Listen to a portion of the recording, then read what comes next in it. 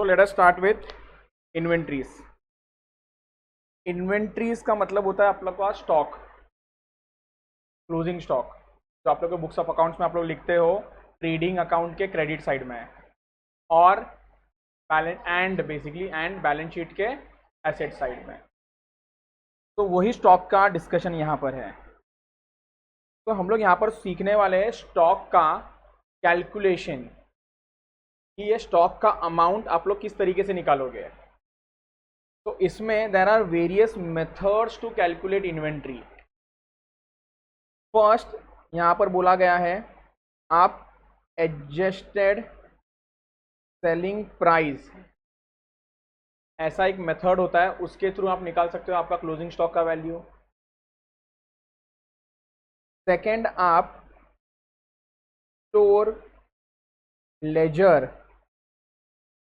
Laser, इसमें हम लोगों के अलग अलग मेथड्स होते हैं, फीफो है, लीफो है, वेटेड एवरेज मेथड है। उस मेथड से भी आप लोग कैलकुलेट कर सकते हो इन्वेंट्री। थर्ड आप लोग फिजिकल वेरिफिकेशन भी कर सकते हो इन्वेंट्री। समझ में आएगा ये तीन method of valuation of inventory. तो we have 3 methods to calculate inventory, इस टॉपिक में बात किया है। Methods to calculate, first method is your adjusted selling price method, जिसके अंदर हम लोगों को ट्रेडिंग अकाउंट बनाना होगा और उसके बेस पे हमारा क्लोजिंग स्टॉक या इन्वेंट्री मिल जाएगा। दूसरा is your store laser opening, बराबर है ना, परचेज, इशू और बैलेंस, जिसके अंदर हम लोगों को 3 मेथड दिया हुआ है, FIFO method, LIFO method and weighted average method. And third it is physical verification. हम लोग डिस्कशन करने वाले हैं about physical verification method. Physical verification method के थ्रू इन्वेंट्री कैसे मिलेगा। सबसे पहला inventory should be valued at cost, जैसे हमको मालूम है inventory should be valued at cost. तो फिजिकल वेरिफिकेशन में देखो क्या होता है,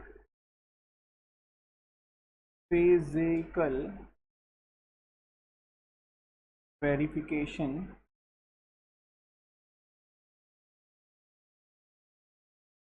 very easy to understand. Physical verification नाम से समझता है हम लोग को जाके इन्वेंट्री को क्या करना है, काउंट करना है। इन्वेंट्री काउंट करो और देख लो कितना इन्वेंट्री है, बस मिल जाएगा आपका वैल्यू। इन्वेंट्री आप काउंट करो और बस देख लो ना, तो आपको इन्वेंट्री मिल जाएगा। लेकिन रियल लाइफ में प्रॉब्लम क्या होता है, रियल लाइफ में मुझे इन्वेंट्री चाहिए हमेशा ईयर एंड का। ईयर एंड मतलब 31 ऑफ, बट 31 मार्च को इन्वेंट्री काउंट करना शायद पॉसिबल नहीं होता है, क्योंकि आप जब इन्वेंट्री काउंट करने जाते हो ना रियल लाइफ में, तो वेयरहाउस वाले को क्या बोलना पड़ता है मालूम है, उस दिन तुम लोग का छुट्टी है, आपका सिर्फ 1 या 2 ही आदमी आएगा उस वेयरहाउस में। मतलब आप कोई भी ऑपरेशनल एक्टिविटी वो दिन नहीं कर सकते हो। क्यों ऐसे क्यों करते हो वो लोग, क्योंकि आप खुद सोचो, आप इन्वेंट्री अगर काउंट करोगे, उसका परचेज का माल भी अंदर ले रहा है, सेल का माल भी आउट कर रहा है, तो क्या बार बार रिकाउंट करते बैठोगे आप, नॉट पॉसिबल ना। तो जब फिजिकल वेरिफिकेशन होता है ना, उस दिन वेयरहाउस क्या होता है, बंद। तो 31 मार्च को वेयरहाउस बंद करना बॉस बहुत मुश्किल है, इसलिए ईयर एंड है, और ईयर एंड में सबसे ज़्यादा सेल होता है नॉर्मली कंपनीज में। तो वो लोग ऑप्शन देते हैं, आप एक काम करो ना, 10 अप्रैल का फिजिकल वेरिफिकेशन कर लो। आपको 1 अप्रैल से 31 मार्च आपको इन्वेंट्री चाहिए 31 मार्च का, और 31 मार्च को फिजिकल काउंट पॉसिबल नहीं है, तो आप एक काम करो, आप 10 दिन के बाद आओ और 10 अप्रैल को काउंट कर लो ना। 10 अप्रैल को अगर काउंट करेंगे तो प्रॉब्लम क्या है? 10 अप्रैल का जो इन्वेंट्री होगा, क्या 10 अप्रैल का inventory will be equal to your 31 March का इन्वेंट्री? Answer is no. क्यों? क्यों? क्योंकि आपने इन 10 दिनों में भी तो खरीदा और बेचा होगा।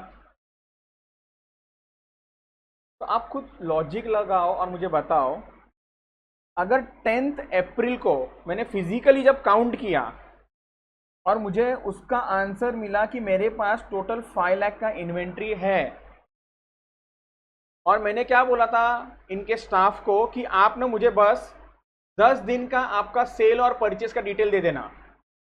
तो उसने मुझे बताया कि ये 10 दिनों में ना, ये 10 डेज में, ये 10 डेज में हम लोगों ने ना जो माल खरीदा है ना, खरीदा वो 2 लाख का माल खरीदा है। तो क्या आप बता सकते हो कि 31 मार्च को वो वैल्यू कितना होगा? 31 मार्च को वो वैल्यू कितना होगा? Will be 3 lakhs। It will B 3 lakhs। It will B 3 lakhs। ये क्लियर है? क्या किया आप लोगों ने? परचेस को क्या कर दिया? लेस कर दिया। आपने परचेस को क्या कर दिया? लेस कर दिया ना। आपने बोला कि सर परचेस है लेस, क्योंकि आप परचेज जैसे, बिकॉज यहां पर का जो वैल्यू है इसके अंदर वो परचेज का वैल्यू इंक्लूड हो चुका है ना। तो अगर आपको वापस से पीछे आना है तो क्या करना पड़ेगा? माइनस। मतलब ऐसा बोलूं कि अगर मैथमेटिकली इसमें कोई चीज अगर ऐड हो गया है तो फिर से रिवर्स जाना है तो माइनस कर दो। खुद सोचो और आंसर दो। अगर इसमें से कोई चीज माइनस हुआ है तो क्या करना पड़ेगा? ऐड करना पड़ेगा। तो ऐसा बोलूं क्या, अगर आपने कोई भी चीज सेल किया होगा, एग्जाम्पल सेल किया है 1 लाख का और 1 लाख इज द कॉस्ट, तो क्या करना पड़ेगा? यहां पर सेल को ऐड करना पड़ेगा। सबसे पहले बताओ, सेल और परचेस के बारे में समझ में आ गया? सेल और परचेस के बारे में समझ में आ गया आप लोगों को?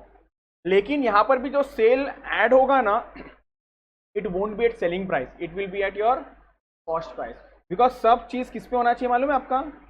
कॉस्ट। ये समझ में आ गया आप लोगों को? ओके। अभी प्लीज आप लोग लॉजिक लगा के बताओ। और एक चीज, ये दिन में मैंने इन्वेंट्री को काउंट किया 31 मार्च को, और मुझे से एग्जाम्पल 4 लाख का इन्वेंट्री मिला। आप लोगों ने मालूम है 11 से एक रूल पढ़ा है कि inventory should be valued at cost और market price, whichever is lower. Lower मतलब कम। कंसेप्ट को समझो बहुत अच्छे से, कंसेप्ट को समझो बहुत अच्छे से।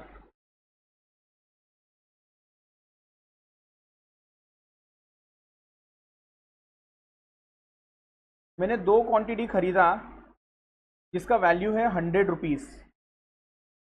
इसको अगर मैं सेल नहीं कर पाया, तो कहना चाहिए क्लोजिंग स्टॉक में आ जाएगा मेरे, बराबर। इसको 200 कर देता हूँ, 100 ईच करके, तो 200 का दिखेगा मेरा क्लोजिंग स्टॉक, हाँ या ना? अब मान के चलो ये जो 2 क्वांटिटी है ना, ये 2 क्वांटिटी डिफेक्टिव है। ये 2 क्वांटिटी क्या है आपका? डिफेक्टिव। तो इसका कॉस्ट है 200 और इसका मार्केट प्राइस इज से, दोनों का मार्केट प्राइस इज से 180, मतलब 90 में बेचना पड़ेगा आपको। तो आप इन्वेंट्री 200 पे वैल्यू करोगे कि 180 पे करोगे? 180, क्योंकि हम लोगों ने रूल पढ़ा था कॉस्ट और market price whichever is. तो आप यहां पर लिखोगे 180, या फिर मैं ऐसा बोलूं कि आप लोगों को एक काम करो ना, 200 में से -20 कर दो ना, तो भी 180 हो जाएगा वो। तो मतलब जब भी कोई इन्वेंट्री का वैल्यू गिर रहा है ना, तो जितने से भी गिरा है ना, उतने से उस वैल्यू को कम कर दो ना, तो वो मार्केट प्राइस पे आ गया। आई रिपीट, मैंने बोला आपके पास कॉस्ट है और जितने से भी आपका इन्वेंट्री का वैल्यू गिर रहा है, कहना है ये आपका इन्वेंट्री का वैल्यू गिर रहा है, आप वो कॉस्ट में से माइनस कर दो ना, तो आपको क्या मिल जाएगा? आपको उसका मार्केट वैल्यू मिल जाएगा। तो मतलब जब भी आपको क्वेश्चन में अगर ऐसा दिया हुआ है, अगर क्वेश्चन में आपको दिया हुआ है कि इसका मार्केट वैल्यू गिर चुका है, तो जितने से भी गिरा है ना उतने से अपने इन्वेंट्री को कम कर दो। इतना इजी है, इतना इजी है। तो यहाँ पर ना मैं आपको कुछ फॉर्मेट बता रहा हूँ, इधर फॉर्मेट पे ध्यान दे देना आप लोग।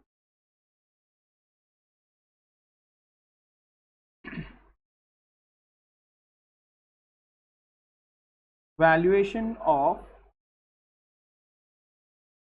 Inventory particulars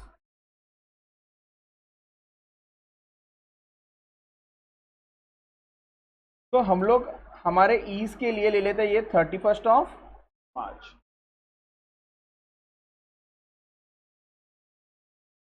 inventory as on, अगर हम लोग ने इन्वेंट्री एज ऑन 10 अप्रैल लिया होगा तो परचेज क्या हो जाएगा इसके अंदर, परचेज क्या हो जाएगा, लेस हो जाएगा। तो I will say over here, इधर ध्यान से देखो मैं क्या लिख रहा हूं, लेस।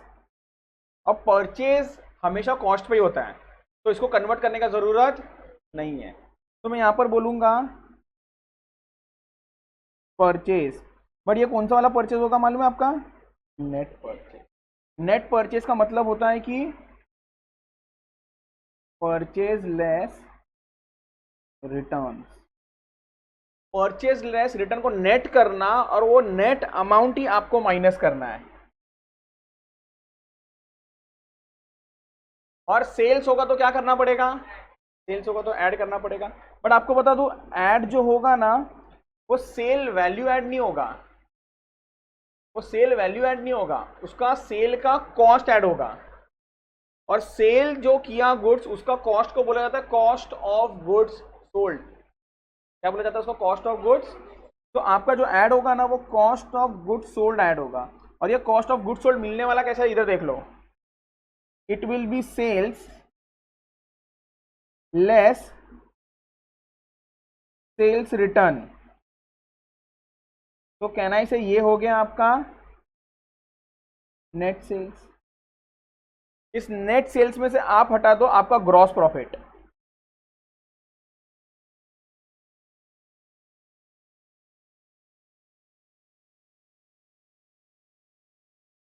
तो क्या मिल जाएगा आपको, आपका कॉस्ट ऑफ गुड्स सोल्ड। अब आपको क्वेश्चन ने अगर बोला है कि मार्केट कंडीशन के वजह से कोई आपके इन्वेंट्री का मार्केट प्राइस गिर चुका है, तो क्या करना पड़ेगा आपको, लेस करना पड़ेगा, less less reduction in market price. और जितने से भी कम हुआ क्या कर दोगे आप, लेस कर दोगे। तो आपको मिल जाएगा आपका इन्वेंट्री एज ऑन 31 मार्च। इतना आसान है। क्या ये समझ में आया आप लोगों को, ये एक कंसेप्ट समझ में आया। अब और एक कंसेप्ट समझना है इसके अंदर।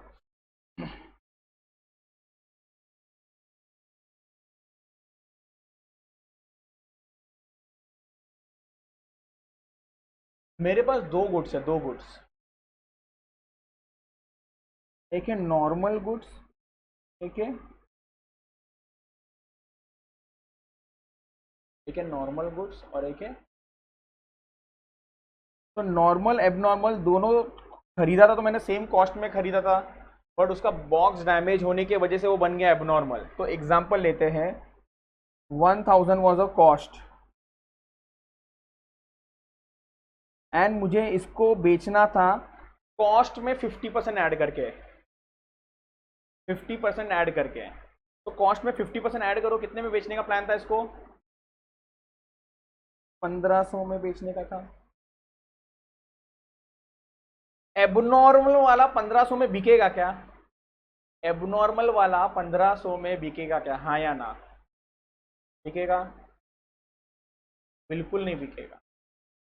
तो हम लोग एक कोई लोअर नंबर पकड़ लेते हैं। अपने को मालूम है एबनॉर्मल में ना कॉस्ट मिलना भी मुश्किल हो जाता है, कॉस्ट भी मिलेगा नहीं कभी कभी। तो एक एग्जांपल ले लेता हूँ, कॉस्ट से भी हम लोग ने कम में बेचा कि अरे यार जो पैसा मिला लो और जाओ, थोड़ा कॉस्ट तो थोड़ा तो वसूलो। तो कॉस्ट 1000 है तो एक काम करो 800 में ले लो।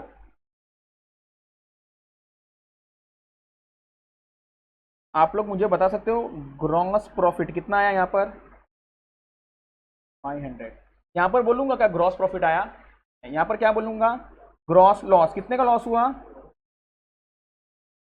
अब आपसे एक सवाल है, टोटल सेल्स कितने का? सॉरी, टोटल सेल्स कितने का?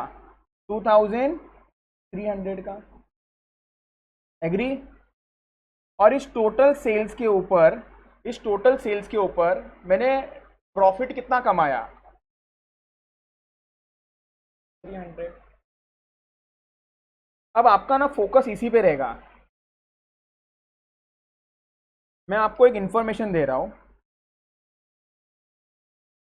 मेरा टोटल सेल्स है 2300, मेरा ग्रॉस प्रॉफिट है 300 का।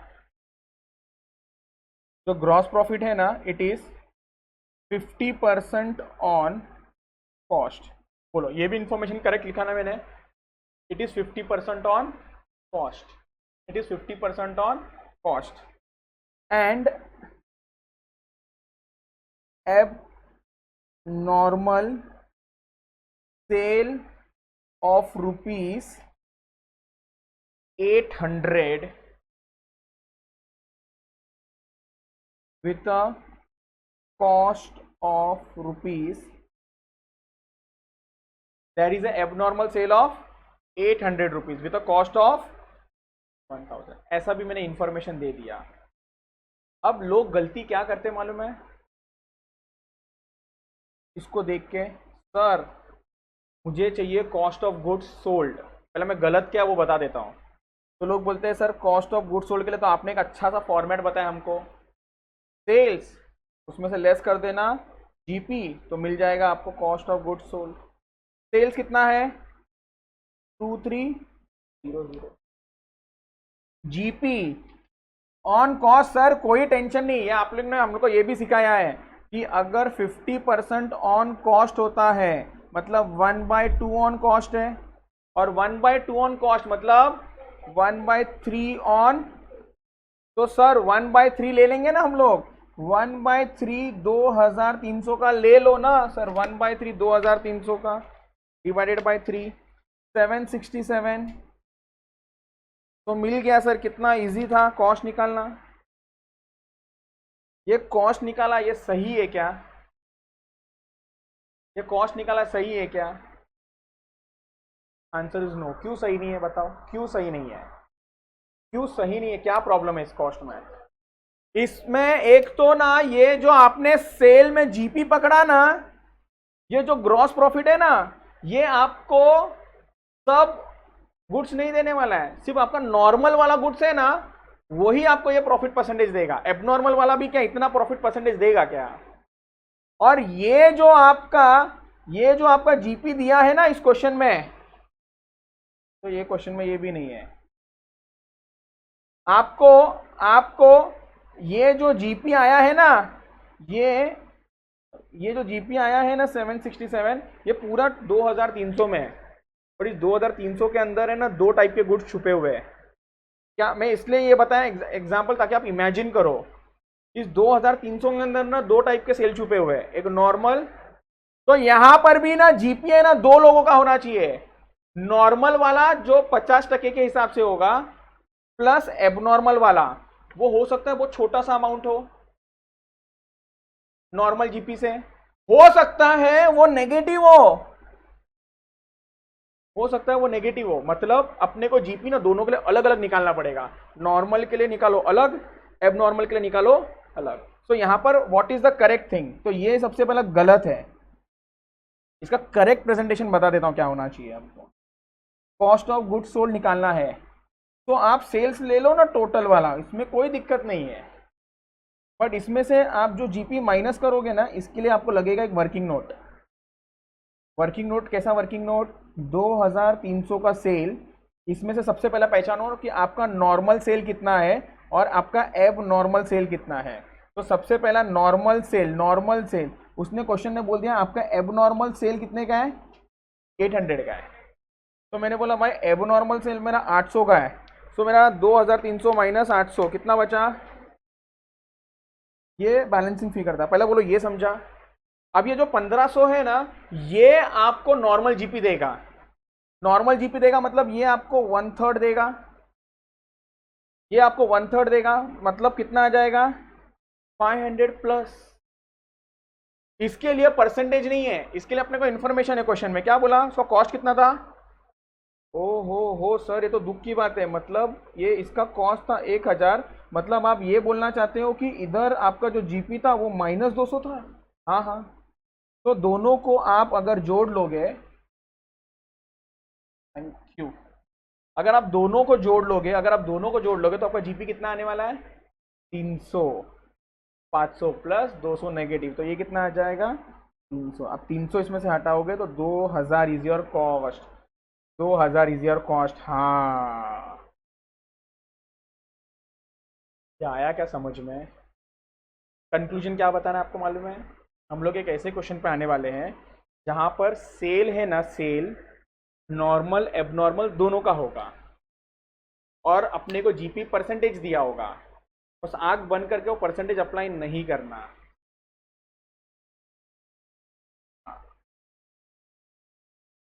बिकॉज 50% ऑन कॉस्ट है। अब मेरे पास यहाँ पर सेल का वैल्यू है, कॉस्ट होता तो कॉस्ट का परसेंटेज यूज करता ना मैं।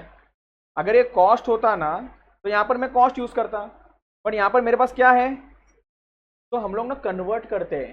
शायद आप इसके टाइम पे थे नहीं, मैं बता दो कन्वर्जन क्या होता है। ऑन कॉस्ट ऑन सेल्स के बीच में रिलेशन है, 1/2 होता है ना ऑन कॉस्ट, तो 1/3 ऑन सेल्स कर सकता हूँ। 1/3 रहा ना, डिनोमिनेटर को 1 से बढ़ाओ, कितना हो जाएगा 1/5 रहा, तो अगर ये 1/7 रहा तो ये, तो अगर आपको बोलूं 1/3 ऑन कॉस्ट तो आपको बोलना चाहिए 1/2 ऑन, सॉरी 1/3 ऑन सेल्स तो आपको बोलना चाहिए 1/2 ऑन। अगर आपको बोलूं 1/5 ऑन कॉस्ट तो आपको बोलना चाहिए 1/6 ऑन। तो 50% मतलब 1/2, 50/100, 1/2 ऑन कॉस्ट है ये दिया हुआ, 1/2 ऑन कॉस्ट दिया हुआ है, बट मेरे पास कॉस्ट नहीं है, मेरे पास क्या है सेल्स है। तो इस 1/2 ऑन कॉस्ट को कन्वर्ट कर रहा हूं इन सेल्स, तो कन्वर्ट करने के लिए 1/3 ऑन सेल्स कन्वर्ट कर लिया मैंने। क्लियर है आप लोगों को, समझ देखते हैं इस पे।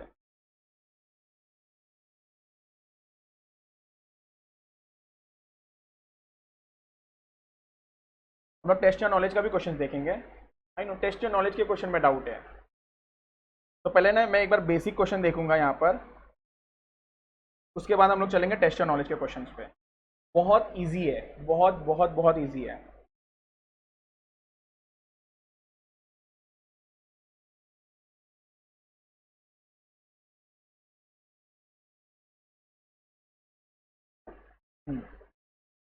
Question number 9,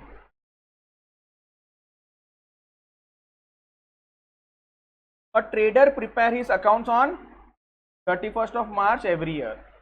Due to some unavoidable reason, no inventory taking could be possible till, मतलब उस बेचारे ने बोला कि 15 अप्रैल के पहले तो पॉसिबल ही नहीं था, मतलब इतना काम चल रहा था तो हम लोग रोक नहीं पाए हमारे वेयरहाउस को।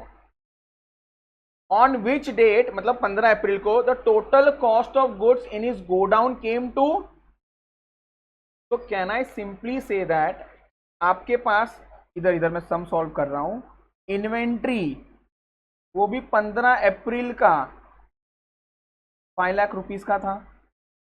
मतलब आपने इन्वेंट्री काउंट ईयर एंड के बाद लिया है, तो रिवाइज करो, परचेस क्या करोगे, less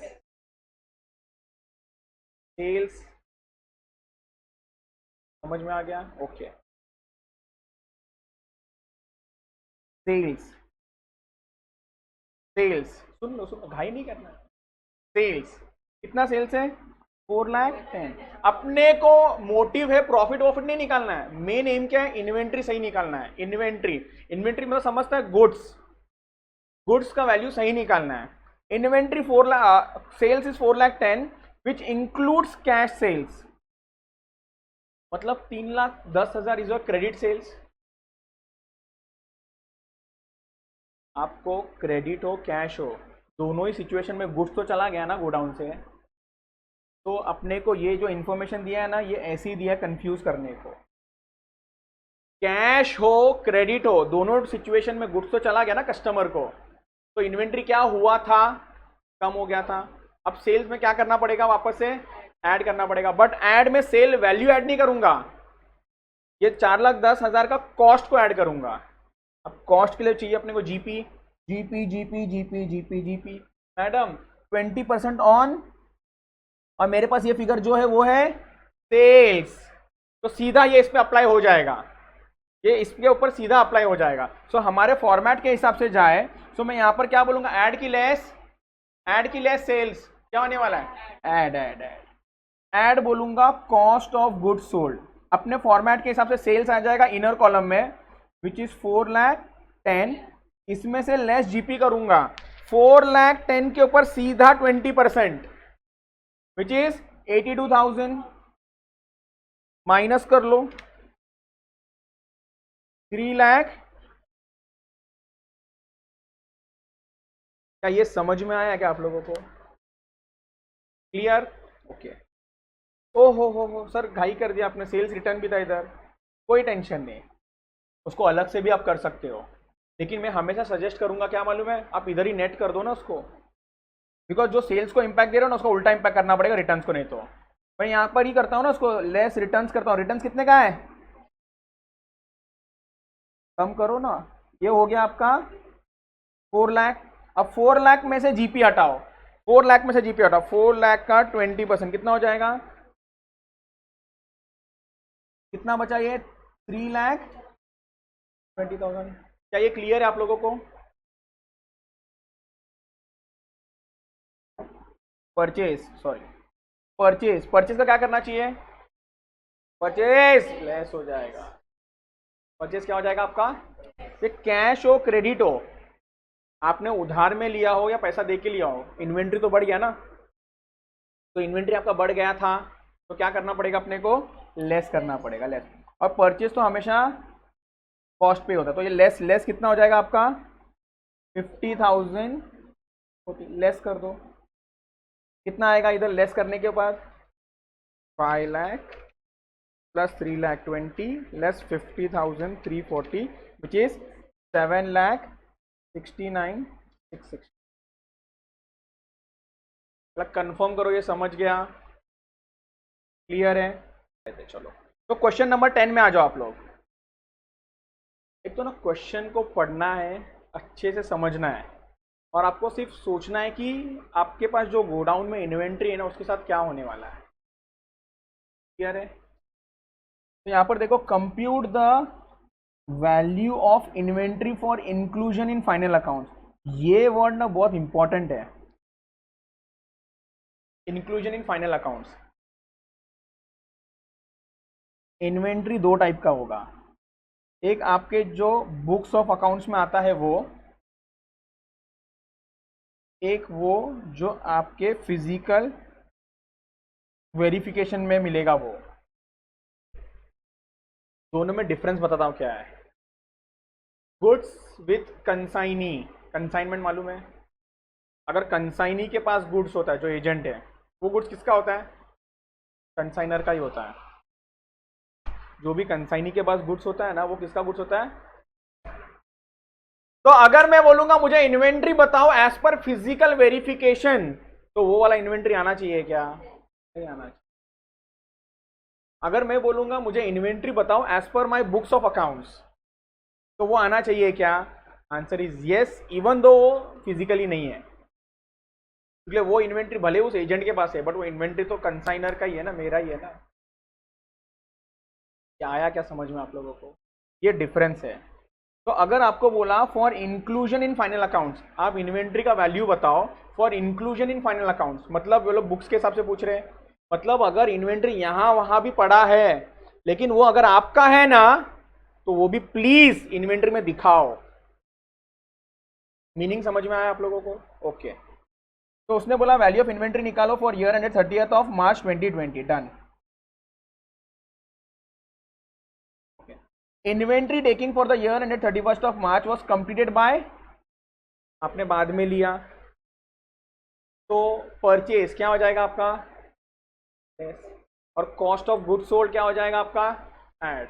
cost of good sold कैसा मिलता है, sales less return net sales, net sales में से माइनस कर दोगे आप लोग जीपी। लेकिन अगर इस सेल्स के अंदर एबनॉर्मल भी है तो जीपी डायरेक्टली माइनस मत करना, उसको अलग से नोट बनाना, उस सेल्स को दो पार्ट करना, नॉर्मल सेल एबनॉर्मल सेल, और फिर आप दोनों का अलग अलग जीपी निकालना, उस दोनों जीपी को ऐड करना और उसको लिख देना उधर माइनस करके। क्लियर? Okay, very good. तो उसने बोला कि इन्वेंट्री जब काउंट किया 10 अप्रैल को, तो मैं लिख देता हूं यहां पर इन्वेंट्री वो भी 10 अप्रैल का है, कितना 16,75,000, और वो भी at cost. Okay, after the end of accounting year and till the completion of inventory taking, sales for next year, sales for next year कितना था 68,000, जिसपे प्रॉफिट मार्जिन था 33.33% ऑन कॉस्ट। 33.33%, इधर देखो 33.33% को 1/3 भी बोलते हैं,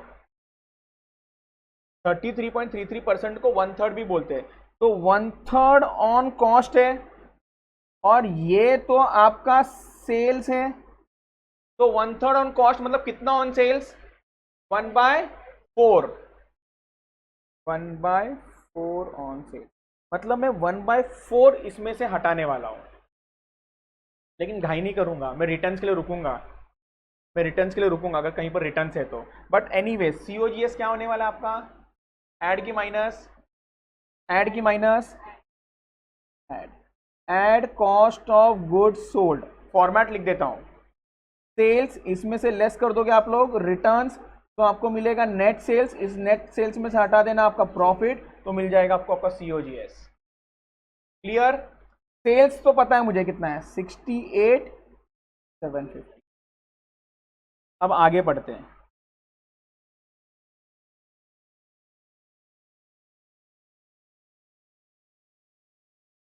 $68,750, मैं यहां पर हूं, इधर देख लो कहाँ चला गया वो सेंटेंस, हाँ मैं हाईलाइट कर लेता हूं। During this period goods were added to inventory at a markup price।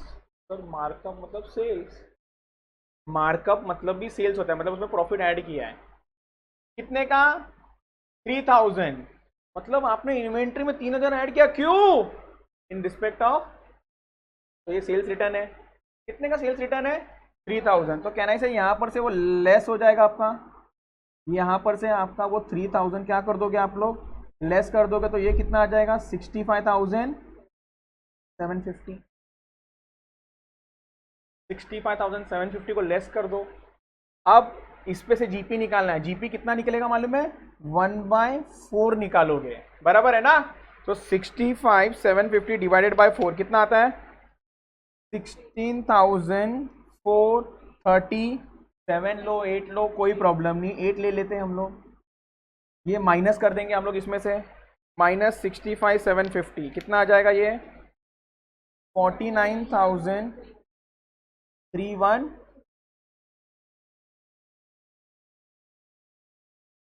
एकदम क्लियर। हम लोग जो फॉर्मेट में कर रहे थे वही कर रहे हैं। अब जो मैं थोड़ा बताने जा रहा हूँ ना, ये एडिशनल इन्फॉर्मेशन है, एडिशनल इन्फॉर्मेशन, अगर नहीं समझा छोड़ देना, कोई प्रॉब्लम नहीं। आप लोग बताओ मुझे, अगर मैं ये सेल्स को अलग लिखूं और रिटर्न्स को अलग लिखूं तो भी चलेगा? तो अगर सेल्स ऐड हो रहा है ना तो रिटर्न्स माइनस होगा, समझ रहा है क्या आपको? मैंने क्या बोला आपको मालूम है, सेल्स है ना, सेल्स, सेल्स को अगर आप ऐड कर रहे हो, बट सेल्स मतलब सेल्स नहीं होना चाहिए, सेल्स एट कॉस्ट होना चाहिए। सर सेल्स एट कॉस्ट मतलब ये 68,750 है, इसमें से प्रॉफिट को हटाओ, कैसे हटाएंगे 68,750 डिवाइडेड बाय 4, 68,750 इसमें से सिर्फ प्रॉफिट को हटाओ, डिवाइड बाय 4 किया मैंने, तो ये आया मुझे 17,188, 68,750, इसका आंसर है 51,562।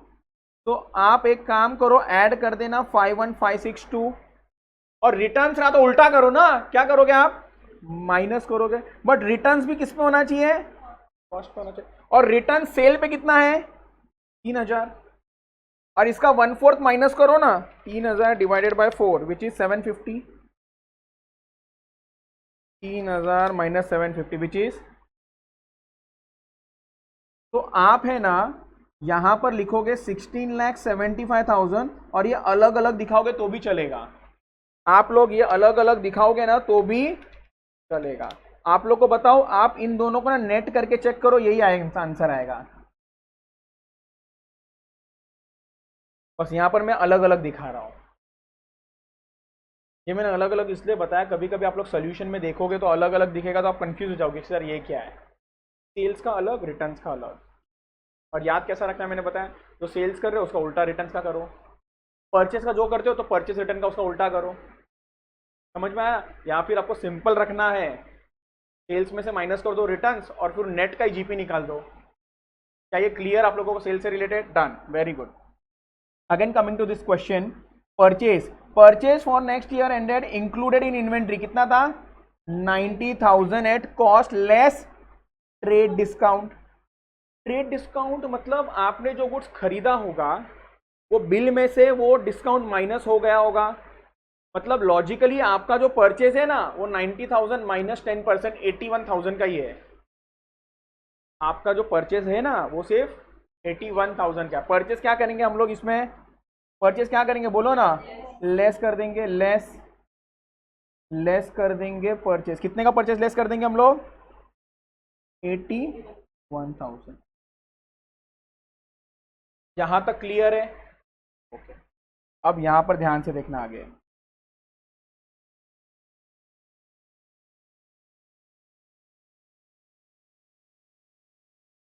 After inventory taking it was found that, एक बार ना पहले हाईलाइट कर लेता हूं ये। After inventory taking it was found that, मतलब इन्वेंट्री गिनने के बाद कुछ पता चला। क्या पता चला?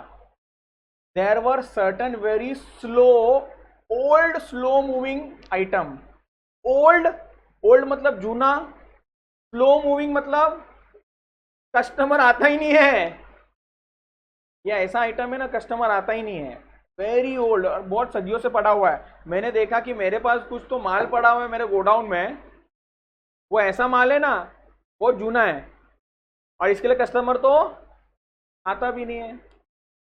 और आप खुद सोचो ना, आप उसको कॉस्ट पे दिखा रहे रहोगे ना, आज उस स्लो को आप बेचने जाओगे, कोई कस्टमर आपको उसका कॉस्ट भी देगा क्या?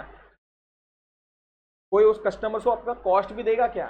जैसे एक एग्जांपल देता हूँ, अगर मेरा कपड़ा बनाने का बिजनेस है, एग्जांपल, ऑफकोर्स अभी आप बोलोगे कि सर ट्रेंड है कि आजकल जूना जूना ट्रेंड नया नया अभी आते जा रहा है। जैसे कि एग्जांपल एक ओल्ड टाइप का शर्ट्स, पहले मालूम है शर्ट्स के ना अलग अलग फिक्स पैटर्न थे। अगर मेंस में बोलूँ तो बेल बॉटम पैंट, पता है आपको? अमिताभ बच्चन पहनता था, अमिताभ बच्चन। तो तभी मेरा बहुत सारा कपड़े का बिजनेस था ना, तो बहुत सारा स्टॉक रखा था। 1,000 रुपये उसका कॉस्ट था वो पैंट का। आज भी मेरे गोडाउन में वो 1,000 रुपये का कॉस्ट का पैंट है। और आजकल तो लोग स्लिम करवाते हैं, बराबर है ना? बेल बॉटम तो बहुत दूर दूर का बात है। तो मुझे बताओ उसका सेलिंग प्राइस मिलेगा क्या? उस बेल बॉटम का कॉस्ट भी मिलेगा क्या? कोई कॉस्ट में भी बोलेगा अरे यार तो सिलाई का अलग खर्चा जाएगा। तो आपको 1,000 रुपये पे वैल्यू करना वो सही है क्या? आप तो 1,000 रुपये दिखा रहे हो ना, लेकिन आपको पता नहीं था ना इतने दिन तक। आपने जब गिना फिजिकल तब जाके मालूम पड़ा कि आपके पास कुछ तो खराब माल पड़ा है। क्या करना चाहिए आपको? आपको देखना चाहिए कि यार कितने में बिक सकता है। अरे 1,000 का है, कोई 400 देगा क्या? 400 में निकाल दो। तो आप एक जस्ट एक नंबर ले लोगे। मैंने बोला कि 600 ले लो, 600। ये 1,000 का जो चीज़ है ना 600 में बिक जाएगा, 600 में बिक जाएगा। बिका नहीं है, बिक सकता है। तो कहना है से मुझे एक चीज़ मालूम पड़ गया कि 400 का तो मेरे को हिट है। 600 is market price, 1,000 is cost. Cost पे दिख रहा है, 600 पे लाना है, क्या करूं? 400 माइनस कर दो। वही यहां पर करने वाला हूं। फिर से देखो, after inventory taking it was found that there were certain very old slow moving item costing 11,000, इसका कॉस्ट 11,250 था, which should be taken at which should be taken at, मतलब ये आपको इतने पे लेना चाहिए था, आपने कितने में लेके बैठे हो उसको? टू एंश्योर डिस्पोजल, आपको इतने में लेना चाहिए था, तभी जाके वो बिकेगा कस्टमर को। To ensure its disposal to the interested customer. क्या करेंगे आप लोग बताओ?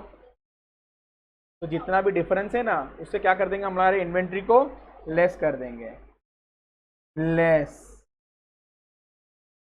स्लो मूविंग आइटम्स कितना है वो?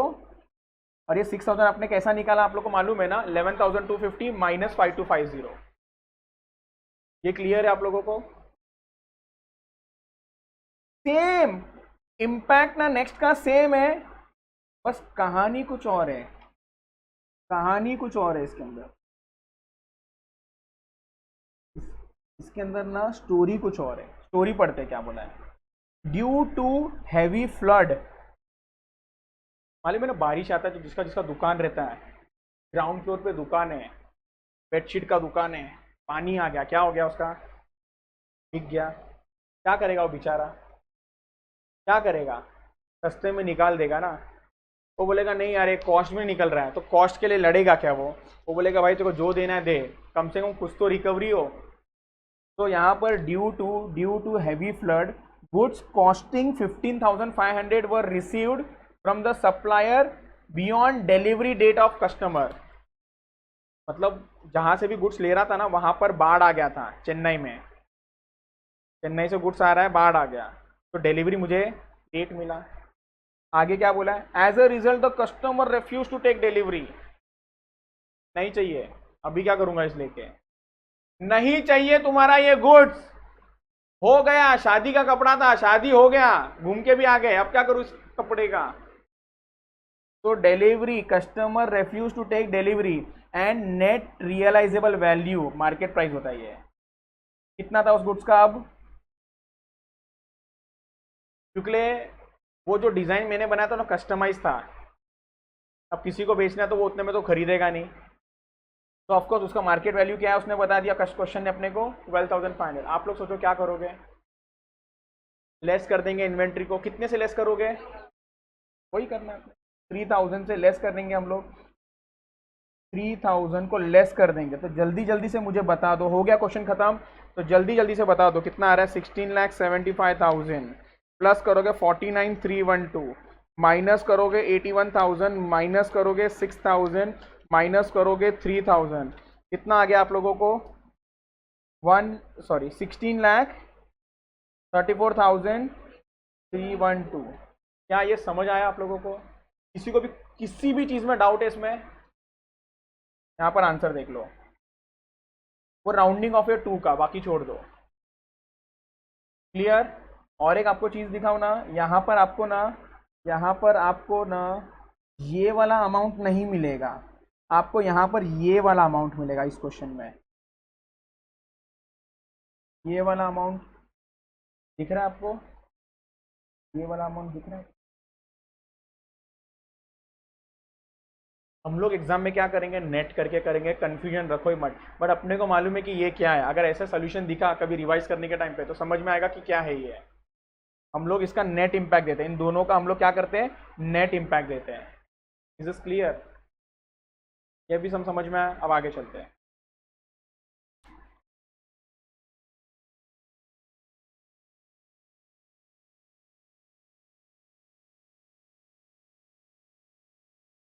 ये वाला क्वेश्चन ले लेते हैं हम लोग, क्वेश्चन नंबर 1। एक minute, fourth question very important, trust me, very very important, और ये इतना इजी नहीं है।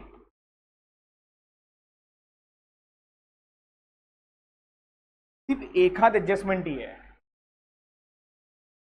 फिजिकल वेरिफिकेशन, क्या उन्होंने पूछा है? Determine value of stock as on 30th of June। Clear? Physical verification of stock in the business was done on, physical verification पहले किया, तो अगर पहले किया तो वो 7 दिनों का परचेज क्या हो जाएगा? ऐड हो जाएगा। समझ रहा है क्या आयुष? हो इधर आप?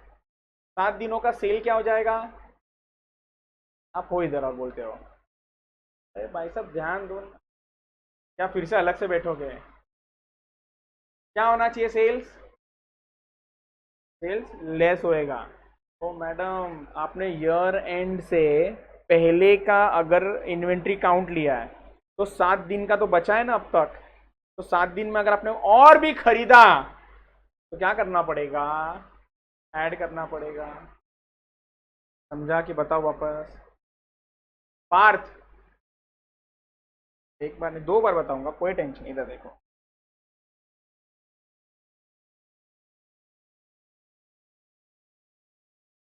1 अप्रैल से 31 मार्च है। अब तक हम लोग 10 अप्रैल लेके चल रहे थे ना, अब पीछे आ जाते हैं।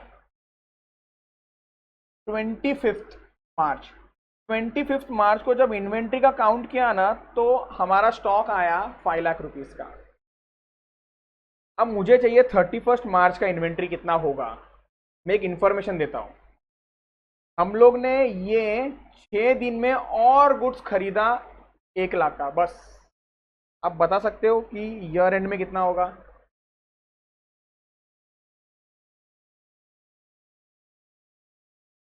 ऐड हो जाएगा, वही चल रहा है यहाँ पर। परचेस क्या हो जाएगा आपका? ऐड हो जाएगा। अगर आपने ये ये 6 दिन में सेल किया होगा 1 लाख का, वो क्या हो जाना चाहिए? मैं ऐसा भी बोल सकता हूँ उल्टा करो, बट वो रट्टा हो जाएगा। लॉजिक समझ में आ रहा है? क्यों ऐड क्यों लेस? आप ही ने आंसर दिया। तो अभी हमारा डिस्कशन ये चल रहा है कि अगर आपने इन्वेंट्री का काउंट पहले लिया है तो जो हम लोग कब से कर रहे थे ना उसका उल्टा करना है अब। क्लियर? ओके। तो फिजिकल वेरिफिकेशन कब लिया है हम लोग ने? 23 जून। तो इन्वेंट्री मेरे पास है 23 जून का, विच इज 48 लैक्स। अब आप लोगों को ना जबरदस्त दिमाग लगाना है क्योंकि कुछ कुछ टॉपिक तो आप लोगों को नहीं हुआ है, इसलिए। Out of the goods Saint on consignment, goods Saint on consignment मतलब किसी एजेंट को गुड्स दिया हुआ सामने। Goods at cost were 2,40,000 were unsold. क्यों ऐड कर रहा हूं? क्योंकि वैल्यू ऑफ स्टॉक बोला है ना, फिजिकल बोला है क्या यहाँ पर? नहीं बोला है। तो यहाँ पर मुझे ऐड कर देना चाहिए 2,40,000। सर क्यों ऐड कर रहे हो? क्योंकि जब मैंने फिजिकल वेरिफिकेशन किया था ना, 1 2 3 4 48 लैक्स आया था, उसमें ये होगा ही नहीं। क्यों नहीं होगा? क्योंकि मैं मेरे गोडाउन में गिन रहा था ना, मैं थोड़ी उसके गोडाउन में जाके गिना हूं। तो मेरे फिजिकल वेरिफिकेशन के हिसाब से 48 है, बट वो जो उसके पास है वो भी तो मेरा है, तो वो भी क्या हो जाना चाहिए मेरे इन्वेंट्री में। ये क्लियर सबको? तो पहला वाला डन, ये इजी है। सेकंड वाला ये भी इजी है, बट समझना logic. Purchase of 4 lakh were made, out of which 1,60,000 were delivered in on 5 जुलाई। आपने गुड्स खरीदा 4 लाख का था। अच्छा, ये सब ट्रांजैक्शन जो है ना, ये कौन से डेट में हुआ है? ये 7 दिनों का ट्रांजैक्शन है। ये 7 दिन में आपने गुड्स खरीदा है। कितने का गुड्स खरीदा है? 4 लाख का गुड्स खरीदा। 4 लाख में से आपको 1,60,000 का गुड्स मिला 30 जून के बाद, मतलब आपको 2,40,000 का गुड्स मिल गया अभी। मतलब वापस से 23 जून से लेकर 30 जून तक ना आपने गुड्स खरीदा कितने का मालूम है? 4 लाख का। लेकिन जो गुड्स आपको यहां पर रिसीव हुआ, 2,40,000, और जो गुड्स आपको ईयर एंड के बाद रिसीव हुआ वो है 1,60,000। आप बताओ मुझे इस दिन का इन्वेंट्री चाहिए, क्या किया जाए? 2,40,000 क्या करना चाहिए? ऐड करना चाहिए। और बाकी कोई?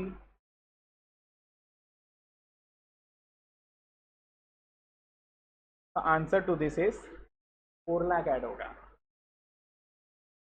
Answer to this is 4 lakh add होगा। क्यों 4 लाख ऐड होगा? इसके पहले ही मालूम है, मैंने आपको एक सवाल पूछा था। अब इसको भूल जाओ, इस सवाल का जवाब दो। मैंने 1 लाख का गुड्स खरीदा, मैंने परचेज किया 1 लाख का गुड्स, बट वो on the way in transit है। मुझे चाहिए वैल्यू ऑफ इन्वेंट्री, क्या करूं उस 1 लाख को? फिजिकल बोला ही नहीं ना मैंने। अकाउंट्स के हिसाब से क्या करूं, ऐड करूं ना, जो इन ट्रांजिट है वो भी ऐड करूं, क्योंकि वो मेरा परचेस है, बुक्स के हिसाब से परचेस है, तो इन्वेंट्री में भी आना चाहिए, तो ये 1,60,000 भी तो आना चाहिए ना। और आप बोल ही नहीं सकते सर मुझे मालूम ही नहीं था ये फिजिकल वाला है, क्योंकि कंसाइनमेंट का कैसा राइट आंसर दिया आपने, अगर फिजिकल होता तो वो भी आपको नहीं बोलना चाहिए था ना। कंक्लूजन क्या है, 4 लाख पूरा ऐड होगा। मजा आया। तो यहाँ पर बस मैं इसको ऐड ना अलग अलग करूंगा, तो ऐड है ना, मैं क्या बोलूंगा, ऐड बोलूंगा 2,40,000, 1 मिनट, ऐड बोलूंगा मैं जो गुड्स रिसीव हो चुका है मेरे पास, कितने का, 2,40,000, और ऐड करूंगा गुड्स इन ट्रांजिट 1,60,000, क्योंकि वो भी मेरा ही गुड्स है। क्या ये क्लियर आप लोगों को? Okay, very good.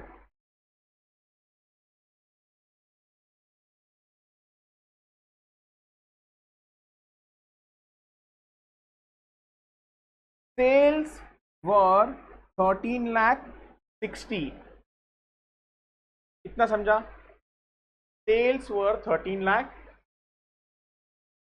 which includes goods worth 3,20,000 sent on approval। Sent on approval का मतलब बताता हूं क्या होता है। हम लोग गुड्स बेचते हैं, अगर अच्छा लगा तो आप मुझे बोल देना फोन करके अच्छा लगा, जब तक गुड्स अप्रूव नहीं हुआ ना तब तक मेरे लिए सेल नहीं है वो। अगर मैंने सेल दिखा दिया पर उसने अप्रूवल दिया नहीं तो सेल को रिवर्स करो। आई रिपीट, मैंने उसको 100 का गुड्स दिया और 100 का मैंने सेल दिखा दिया, बट उसने अभी तक अप्रूवल दिया ही नहीं है, तो ये सेल को क्या करूं, रिवर्स कर दूंगा, माइनस कर दूंगा। फिर से सुनो, मैंने उसको 100 का गुड्स दिया, उसने 50 का अप्रूवल दिया, 50 का ही अप्रूवल दिया, क्या करूं, बाकी वाला 50 रिवर्स करो। 60 का अप्रूवल दिया, हाँ, बाकी 40 का क्या करूं, रिवर्स कर देना है। क्या ये समझ में आ रहा है आप लोगों को? क्यों रिवर्स कर रहा हूं बोलो, क्योंकि वो सेल्स ही नहीं है। आप लोग सेल्स बता रहे हो, जब तक आपको सामने वाले से कंफर्मेशन नहीं मिलेगा तब तक वो सेल्स आपका ओके। तो ये 13,60,000 में है, आपने जो गुड्स दिया है ना लोगों को, वो 3,20,000 का है, विच इज सेंट ऑन। अब इस 3,20,000 के साथ क्या हुआ वो देखते हैं आगे। Half of this goods were returned, half of this goods were returned, वो भी कब, बिफोर, मतलब ये 23 तारीख के बाद का ट्रांजैक्शन है, और 30 तारीख के पहले ये गुड्स क्या हो गया था आपका, रिटर्न आ गया आपके पास, रिटर्न आ गया। जो गुड्स रिटर्न आया उसका सेलिंग प्राइस है मेरे पास, कॉस्ट नहीं है। समझ में आ रहा है आपको? जो गुड्स रिटर्न आया ना उसका क्या है मेरे पास, सेलिंग प्राइस है, और हाफ मतलब कितना उसका हो जाएगा, 3,20,000 का हाफ कितना हो जाता है, 1,60,000। तो 1,60,000, ऐसा बोलूं क्या उसको, सेल्स रिटर्न है मेरा, कितने का सेल्स रिटर्न है, 1,60,000 का। ये मेरे पास क्या हुआ, रिटर्न आया। यहां तक समझ में आया? Okay. Goods are sold at cost plus 25%, cost plus 25%। पहले इसको हम लोग डील कर लेते हैं। कैन आई से दिस इज 1/4, 25/100, 1/4 ऑन कॉस्ट, या फिर और 1/5 ऑन सेल्स, ये जस्ट इंफॉर्मेशन है। However, गुड्स कॉस्टिंग 2,40,000 गुड्स, ये पूरा कैच है, ये सबसे इंपॉर्टेंट है इधर। Goods costing 2,40,000 has been sold for abnormal, abnormal, abnormal, abnormal. इसके अंदर एक एबनॉर्मल सेल छुपा है, बोलो हाँ या ना। इसके अंदर आपका एक एबनॉर्मल सेल छुपा है, बोलो हाँ या ना। ये समझा कि नहीं समझा? ये कैसे समझा? उस गुड्स का कॉस्ट कितना था, आपने उसको बेचा कितने में, 1,00,000। तो मतलब एक तो आपने लॉस कर दिया, उसमें कितने का लॉस कर दिया, कितने का लॉस कर दिया आपने उसमें, 1,00,000, 1,20,000 का लॉस कर दिया। अब वापस से इन दोनों पॉइंट को समराइज करते हैं। आपने बुक्स में सेल कितने का दिखा दिया, आपने बुक्स में सेल कितने का दिखा दिया, बोलो जल्दी जल्दी, आपने बुक्स में सेल कितने का दिखा दिया, 13,60,000। ये सेल्स में 3,20,000 का अलग से 3,20,000 का गुड सेंट ऑन अप्रूवल है, बराबर है। लेकिन अपने को बता दिया कि भाई इसमें से ना मुझे एक 1,60,000 का कुछ अच्छा, क्या किया उसने, रिटर्न दिया। क्या करूं इस सेल में, माइनस करना चाहिए। तो सेल में से माइनस करो। सर माइनस कितना करना चाहिए, आप लोग बताओ कितना माइनस करूं, 1,60,000 माइनस करना चाहिए। तो 13,60,000 में से 1,60,000 माइनस हो जाएगा। तो कहना है इसे नेट सेल्स आ गया हमारे फॉर्मेट के हिसाब से। अब उसमें से आपको माइनस करना चाहिए आपका ग्रॉस प्रॉफिट। और ग्रॉस प्रॉफिट कैसा निकालेंगे मालूम है, अलग अलग करके। आप डायरेक्टली मत बोलो सर 1/5 ले लो ना टोटल का। वो सेल के अंदर है ना, दो टाइप का सेल है, एक आपका नॉर्मल और दूसरा है आपका, दोनों के ऊपर ग्रॉस प्रॉफिट निकालूंगा। अपने को तो मालूम है एबनॉर्मल पे तो ग्रॉस लॉस है 1,20,000 का, और अच्छा वाला गुड्स पे प्रॉफिट है 1/5 का। दोनों को नेट करूंगा, वो जीपी में लेस करूंगा 12,00,000 से। मैं लिख रहा हूं इधर देखो। तो व्हाट आई विल से, सबसे पहला लेस हो जाएगा आपका सीओजीएस, बोलो हाँ या ना, सीओजीएस लेस हो जाएगा। सीओजीएस मतलब अपना format, sales less returns net sales less GP.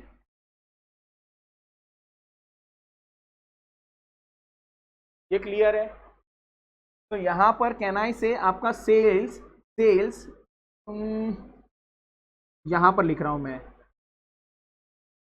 13,60,000, इसमें से कितना आ जाएगा ये,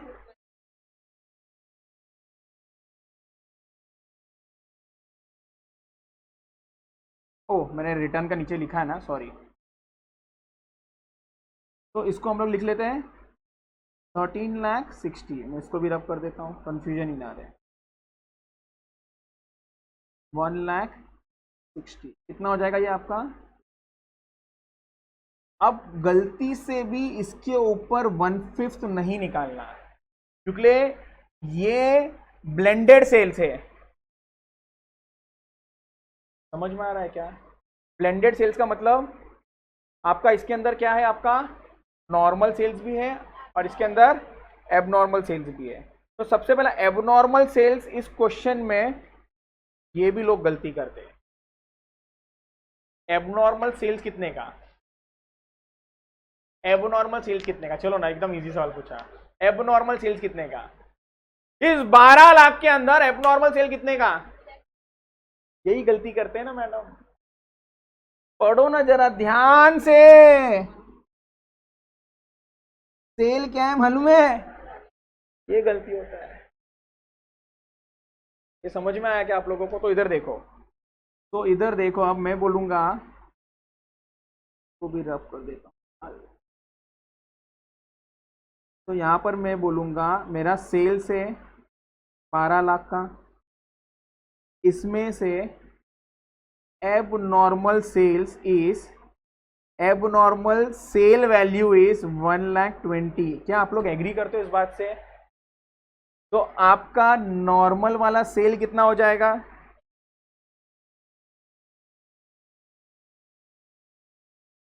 और जो एबनॉर्मल सेल है ना, इसका कॉस्ट क्वेश्चन में दिया है 2,40,000। ओ माय गॉड, यहां पर लॉस हो रहा है आपको 1,20,000 का। This is your gross loss. Clear. And आपका 10,80,000 के ऊपर आप नॉर्मल वाला प्रॉफिट कमा सकते हो, विच इज 1/5। तो 10,80,000 divided by 5 which is equals to 2,16,000 plus 1,20,000 minus, तो नेट जीपी इज 96,000। तो आप है ना इस 12 लाख के ऊपर है ना जीपी 96 ही कमा रहे हो। इस 12 लाख में जीपी आप ना सिर्फ 96 कमा रहे हो, क्योंकि 12 लाख में कुछ अच्छा भी गुड्स है, कुछ खराब भी है। अच्छा वाला प्रॉफिट दे रहा है, खराब वाला आपको लॉस दे रहा है, तो नेट है ना 96 पे आ रहे हो आप। समझ रहा है? तो आप इस 12 लाख में से माइनस करो ना इस 96 को, 11,04,000 लेस हो गया फोर्थ और फिफ्थ पॉइंट और थर्ड और फोर्थ पॉइंट। जरा टोटल करो, 48 लाख, इसमें आपका प्लस हो जाएगा 2 लाख 40, प्लस हो जाएगा इसमें 2 लाख 40, प्लस हो जाएगा इसमें 1 लाख 60, लेस हो जाएगा इसमें 11,04,000। तो आपको मिल रहा है यहाँ पर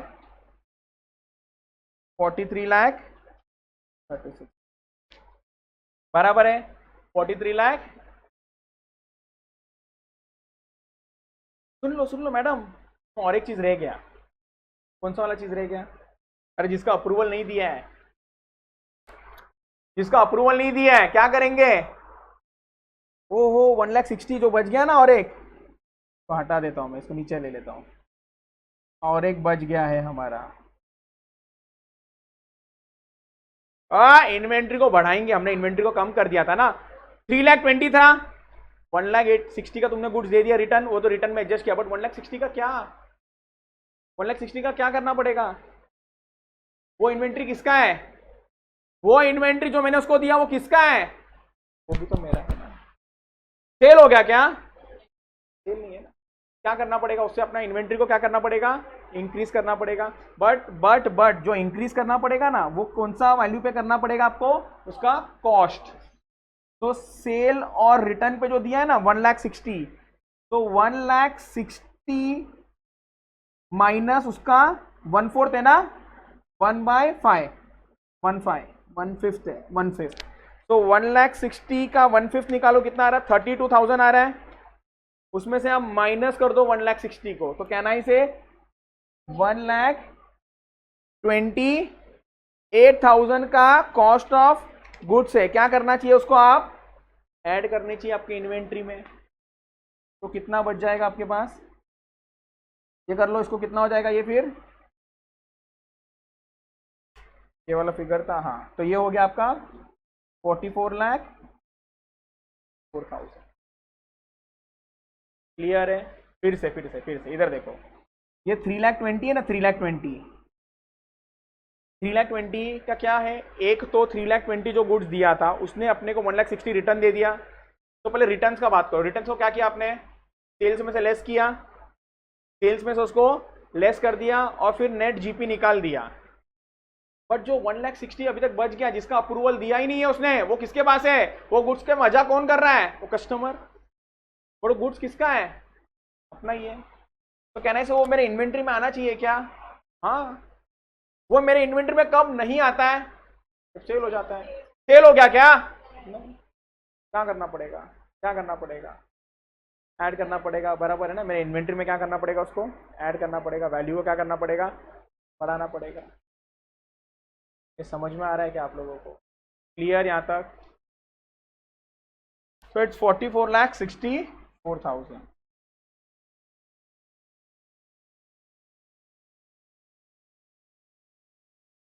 $44,64,000। ये 96 समझ में आया? कहां से आया? डन।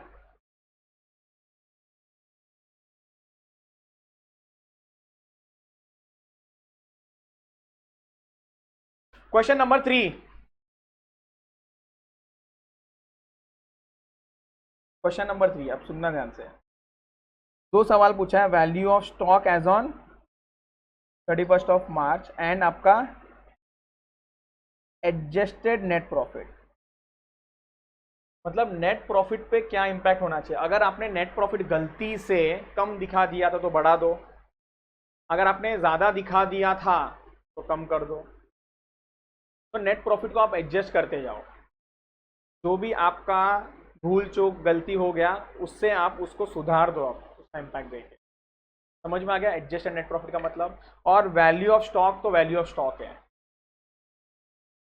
हम लोग है ना एट ए टाइम है ना एक के बारे में सोचेंगे, स्टॉक तो स्टॉक के बारे में सोचेंगे, पीएनएल तो पीएनएल के बारे में सोचेंगे। सबसे पहले हम लोग स्टॉक का कैलकुलेशन कर लेते हैं। एंड ये सम ज़्यादा इंपॉर्टेंट इसलिए है बिकॉज यहाँ पर 2 सवाल हैं। तो सबसे पहले सिर्फ स्टॉक के बारे में सोचते हैं हम लोग। प्रॉफिट और loss of Hanuman showed a net profit of 6 lakhs after considering the closing stock of 3,75,000 on,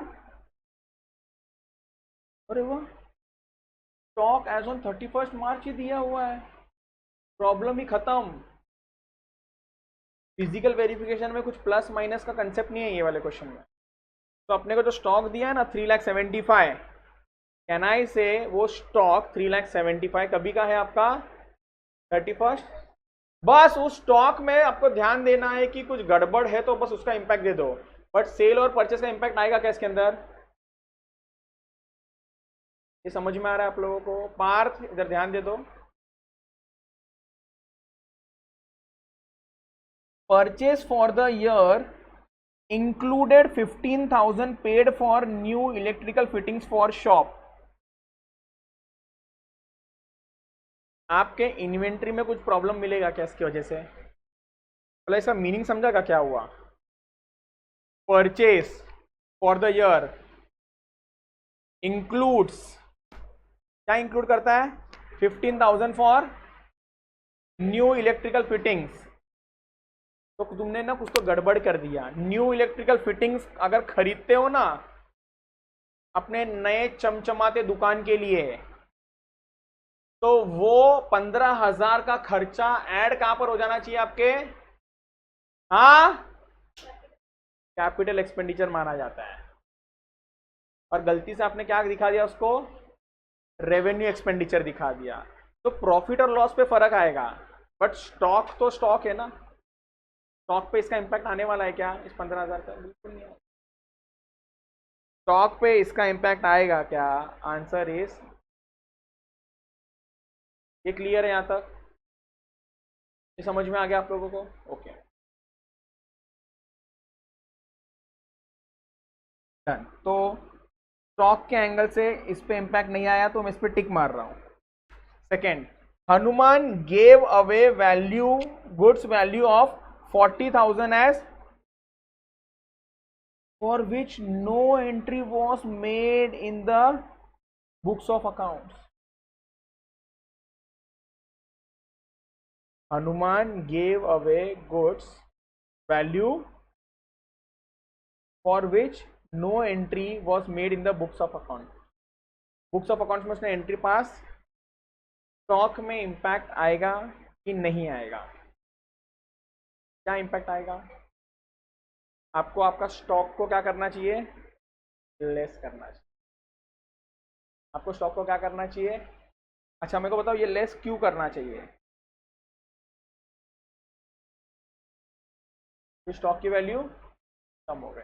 तो मुझे बताओ ये जो स्टॉक है आपका,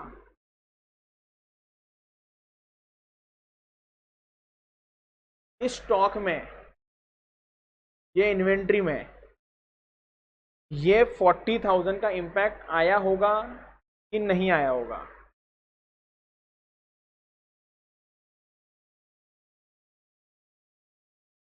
इस 40,000 का इंपैक्ट आया होगा कि नहीं आया होगा। Profit and loss of Hanuman showed a net profit of 6 lakhs after considering the closing stock of 3,75,000। Subsequently the following information was obtained from the books of accounts। तो आपको ऐसा नहीं लग रहा है क्या कि, थोड़ा ध्यान से, आपने परचेज गलत दिखा दिया, तो परचेज अगर गलत दिखा दिया तो आपको क्लोजिंग भी तो गलत मिला होगा ना, समझ रहा है क्या मैं क्या बोल रहा हूँ आप लोगों को। आप लोगों ने परचेज गलत दिखाया, हाँ या ना बोलो। आपने परचेज 15,000 से गलत दिखा दिया, लेकिन परचेज जो गलत दिखा दिया उसकी वजह से तो आपको क्लोजिंग भी तो गलत मिलेगा ना, यस और नो। बुक्स के हिसाब से है तो हम लोगों को परचेज का भी इम्पैक्ट देना चाहिए। क्या देना चाहिए परचेज के हिसाब से इम्पैक्ट? बराबर है। लेकिन अब ध्यान से सुनना और समझना, ये जो इस क्वेश्चन में अगर आप सोचोगे ना ये बुक्स के हिसाब से है, तो आपको इसका भी इम्पैक्ट देना है, इसका भी इम्पैक्ट देना है। लेकिन इसको जो इन्होंने सॉल्व किया है ना क्वेश्चन, ये अजम्पशन में किया है कि ये आपका बुक्स का नहीं है। तो कहना इसे परचेज आपका सही होगा। ये हनुमान का 40,000 जो उसने फ्री सैंपल किसी को तो दे दिया, भाई जा कुछ लेके जा। अब सुनो ध्यान से, और एक चीज समझाता हूं आप लोग। आप लोग बिग बाजार डीमार्ट गए हो कभी? आप लोग ने गुड्स, तो मालूम है लोग इन्वेंट्री काउंट कैसा करते हैं? बारकोड से होता है, स्कैनिंग से होता है। मालूम है बारकोड जब स्कैन करते हैं ना, दो काम होता है, दो काम। एक तो आपका इन्वेंट्री कम हो जाता है, दूसरा अकाउंटिंग एंट्री भी हो जाता है। अकाउंटिंग एंट्री भी हो जाता है। अकाउंटिंग एंट्री मतलब सेल्स का एंट्री पास हो जाता है। समझ में आ रहा है क्या? अकाउंटिंग एंट्री मतलब सेल्स का एंट्री पास हो जाता है। अब खुद सोचो, मतलब आपको अगर एक स्टोरी बताना, तो आपको मैंने यहाँ पर क्या बताया, यहाँ पर जो Hanuman gave goods value goods value of 40,000 as free sample for which no entry is made, मतलब आपने जो goods given as a free sample है ना, उसका बस एंट्री बुक्स में पास नहीं किया है, उसका इन्वेंट्री तो हो चुका है। क्योंकि उन्होंने स्पेसिफिकली इन्वेंट्री पे फोकस नहीं किया। ऐसा नहीं बोला कि इन्वेंट्री नहीं कम किया आपने, उसने क्या बोला कि आपने आपने फ्री सैंपल का एंट्री नहीं मारा है। और आपको पता तो फ्री सैंपल किसी को भी दो तो एंट्री क्या पास करते हैं मालूम है? ट्रेडिंग के क्रेडिट में लिखते हैं और पीएनएल के डेबिट में लिखते हैं। ट्रेडिंग के, तो ट्रेडिंग के क्रेडिट में लिखोगे तो प्रॉफिट बढ़ेगा, और पीएनएल के डेबिट में लिखोगे तो प्रॉफिट फिर से कम हो जाएगा। क्या आया समझ में? यहां तक invoice for goods amounting to 2,50,000 has been returned on 27th March 2020 but the goods were, देखो देखो देखो देखो देखो स्वरांजलि, देखो अगर स्टॉक का कुछ गड़बड़ है ना तो वो बोलता है स्टॉक में कुछ तो हुआ है। वापस है हनुमान पे चलते हैं। हनुमान में क्या बोला कि 40,000 का आपने सैंपल का एंट्री पास नहीं किया, तो मतलब सैंपल का एंट्री पास नहीं किया, लेकिन इन्वेंट्री कम हुआ है क्या? ये क्लियर है क्या आप लोगों को? उसी तरीके से invoice for goods amounting to 2,50,000 has been entered on 27th March but the goods were not included in stock. कर दो ना इंक्लूड, नहीं किया इंक्लूड बोल रहा है, क्या करोगे? कर देंगे। क्या करेंगे? इसमें ऐड करेंगे। तो यहां पर मैं बोलता हूं आपको, आपका इन्वेंट्री कितने का था? 3 लाख,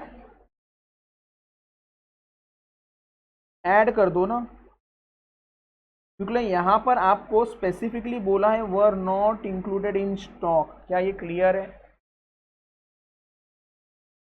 आगे, in March 2020 goods of 2 lakh sold and delivered were taken in sales for April 2020। Stock के बारे में कुछ बात नहीं हुआ है, तो स्टॉक में इंपैक्ट कुछ नहीं आएगा। स्टॉक में इसका impact, goods costing 75,000 were sent on sale और रिटर्न बेसिस। तो अब जिसका ये सेल और रिटर्न वाला चैप्टर है उसको समझ में आता रहेगा ये क्या बात हो रहा है यहाँ पर। In March 2020 at a margin of 1/3 on cost, though approval was given in April. Approval कब दिया था इसका? April. These were taken as sales for March 2020। Approval कब मिला इसका? अगले साल मिला। और उसने क्या बोला, आपने ये सेल कब का मान लिया है? मार्च 2020 का सेल मान लिया है। मतलब आपने इसको इन्वेंट्री को भी कम कर दिया और उसको गुड्स दे दिया है। क्या करेंगे हम लोग? क्या करेंगे इसको? क्या करेंगे? ये गुड्स किसका है? हमारा ही गुड्स। तो क्या करना चाहिए? ऐड करना चाहिए। ऐड कितना होगा? इधर भी लोग गड़बड़ करते हैं। ऐड कितना होगा? इधर भी लोग गड़बड़ करते हैं। आपको ना ये ध्यान रखना चाहिए। कितना ऐड होगा? कितना ऐड होगा?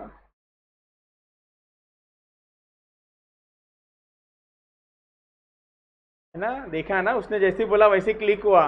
कोइंसिडेंटली आपने ध्यान दिया कि नहीं? I am not sure. Madam calculation करने की जरूरत नहीं है, क्यों मालूम है? कॉस्ट इसका 75 है। क्वेश्चन तो वो कैसे घुमाता है। अपने को आदत है ना, सेल और रिटर्न बोला तो सेलिंग प्राइस का बात हो रहा है, बट वो बोल रहा है ना कॉस्ट 75 का सेल और रिटर्न पे दिया है। सेल वैल्यू थोड़ी बोला है। 75 कॉस्ट का गुड, 75 कॉस्ट का गुड सेल और रिटर्न पे दिया है। तो अपने को ऐड करना है। तो हम लोग क्या करते हैं, 75 में से माइनस करने जाते हैं प्रॉफिट। क्यों करना है? 75 कॉस्ट है। तो अपने को क्या करना चाहिए? यहाँ पर ऐड करना पड़ेगा। क्यों ऐड करना पड़ेगा ये समझ में आ गया? क्योंकि वो गुड्स उसके पास है, वो गुड्स उसके पास है, तो ये मेरे बुक्स में ऐड करना पड़ेगा ना मुझे। तो ये कितना हो जाएगा? 3,75,000 प्लस 2,50,000 प्लस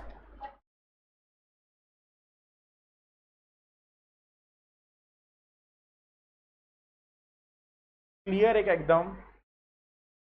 फिर से एक बार बताओ आप लोगों को, ये सम आया तो कैसा याद रखना है आपको? जब तक इन्वेंट्री का बात ना हो, उसका इंपैक्ट, इधर इन्वेंट्री का बात हुआ है, आप बोलोगे सर इधर भी तो इन्वेंट्री का बात नहीं हुआ है। लेकिन हमको एक चीज मालूम है कि अगर सेल हो गया तो 100% इन्वेंट्री तो कम हुआ है। तो यहां पर उसने बोला कि हमने सेल कर दिया था, हमने सेल कर दिया है, और वो गुड्स सामने वाले के पास है सेल और रिटर्न बेसिस के बेसिस पे, जिसका अप्रूवल अभी तक मुझे। तो वो गुड्स भी लॉजिकली मेरा होता है। हम लोग मालूम है सेल और रिटर्न में क्लोजिंग स्टॉक में ऐड करते हैं, क्लोजिंग स्टॉक को इंक्रीज करते हैं, और जो इंक्रीज होना चाहिए ना वो कॉस्ट पे होना चाहिए। तो यहाँ पर है ना हम लोग को कोइंसिडेंटली कॉस्ट ही दिया था, तो इसके लिए इसका आंसर आ गया 7। ये क्लियर है? चैलेंज इसमें नहीं आएगा, चैलेंज आएगा आपको एडजस्टेड नेट प्रॉफिट निकालने में। अब उसको समझते हैं हम लोग, एडजस्टेड नेट प्रॉफिट कैसे मिलेगा। तो एडजस्टेड नेट प्रॉफिट क्वेश्चन में कितना दिया था नेट प्रॉफिट? सबसे पहला 6 लाख। तो मैं यहाँ पर लिखता हूँ, आपको क्वेश्चन में नेट प्रॉफिट दिया है। सिर्फ आप लोगों को मुझे थोड़ा सा हेल्प करना है ये बताने के लिए कि सर आपका प्रॉफिट बढ़ेगा या प्रॉफिट कम होगा, ये बताना है। That's it. अभी मैं टिक पिंक कलर से करता हूँ। Purchase for the year included 15,000 paid for new electrical fitting for the shop. आपने क्या कर दिया गलती से? परचेज में दिखा दिया। अगर परचेज में दिखाया तो खर्चा ज़्यादा दिखाया, खर्चा ज़्यादा दिखा दिया, मतलब आपका प्रॉफिट क्या हुआ था? कम हुआ था। तो क्या करेंगे इसको सुधारने के लिए? ऐड करेंगे। तो आपका 15,000 ऐड हो जाएगा, आपका 15,000 ऐड हो जाएगा। ये समझा कि नहीं समझा? समझ में आ गया? और गलती से भी अगर न्यू इलेक्ट्रिकल फिटिंग का कहीं पर डेप्रीसिएशन दिया है ना, तो इस 15,000 पे अगर ये ऐड होता कैपिटल एक्सपेंडिचर, और उसका डेप्रीसिएशन तो अलाउ होता है ना, फिर वो डेप्रीसिएशन जितना भी होगा ना वो माइनस कर देना। अगर आपको एडजस्टमेंट में दिया है ना depreciation on electrical fitting is 10%, तो ऐड करना था 15,000 और माइनस करना था 1,500। क्लियर? ओके। अब प्रॉफिट के एंगल से सोचना है अपने को। तो ये हो गया प्रॉफिट के एंगल से done. Hanuman gave away goods 40,000 as free sample. सोच के आंसर दो, क्या करेंगे? मेरा प्रॉफिट, मेरा नेट प्रॉफिट पे क्या इंपैक्ट आएगा इस 40,000 का? मेरे नेट प्रॉफिट में क्या इंपैक्ट आएगा 40,000 से? प्रॉफिट बढ़ेगा कि प्रॉफिट कम होगा? प्रॉफिट कम होगा। तो आंसर टू दिस इज ना प्रॉफिट बढ़ेगा ना कम होगा। क्यों? Excellent, perfect. ट्रेडिंग में क्रेडिट होने वाला है, उसके वजह से प्रॉफिट बढ़ गया, और पीएनएल को डेबिट होने वाला है टू एडवर्टीजमेंट, प्रॉफिट कम हो गया। तो बढ़ेगा भी और कम भी होगा, तो नो इम्पैक्ट। समझ रहा है क्या आप लोगों को? बढ़ेगा भी और कम भी होगा तो इसका नो इम्पैक्ट। यहाँ पर देखो ना, मैं ऐसा बोलूँ क्या, यहाँ पर आपका 40,000 प्लस भी होगा और आपका 40,000 माइनस भी होने वाला है। क्लियर है ये? ओके, हो गया। Next, invoice for goods amounting to 2,50,000 has been entered on 27th of March, but the goods were not included in stock. तो आपका क्लोजिंग स्टॉक कम दिख रहा था, कितने से कम दिख रहा था? 2,50,000 से। अगर क्लोजिंग स्टॉक 2,50,000 से कम था तो आपका प्रॉफिट क्या था? प्रॉफिट भी तो कम दिख रहा था ना। क्लोजिंग स्टॉक कम तो प्रॉफिट भी कम दिख रहा है, बराबर है ना? क्लोजिंग स्टॉक अगर आपका कम दिखता है तो आपका प्रॉफिट भी क्या होता है? कम दिख रहा है। तो उसको सुधारने के लिए क्या करना पड़ेगा? अपने को ऐड करना पड़ेगा। ये समझ में आ गया? ओके, तो ये 2,50,000 क्या हो जाएगा आपका? ऐड हो जाएगा। Add 2,50,000। Very good. In March 2020, goods of 2 lakh sold and delivered were taken in sales for April. In March 2020, goods of 2 lakh sold, बेच दिया था, and delivered, लेकिन इसका सेल्स कब लिया आपने अपने बुक्स ऑफ अकाउंट्स में? तो मतलब आपने सेल जो ये साल का था ये साल दिखाया ही नहीं, तो प्रॉफिट क्या हुआ था आपका? कम हुआ था। सेल अगर नहीं दिखाओगे तो प्रॉफिट क्या हुआ था? कम हुआ था। तो अब प्रॉफिट क्या करना पड़ेगा? अपने को बढ़ाना पड़ेगा ना, अपने को इंक्रीज करना पड़ेगा। तो ये क्या हो जाएगा? प्रॉफिट में ऐड हो जाएगा। ऐड कितना ऐड हो जाएगा? 2 लाख ऐड हो जाएगा। 2 लाख ऐड हो जाएगा। ये समझना ध्यान से।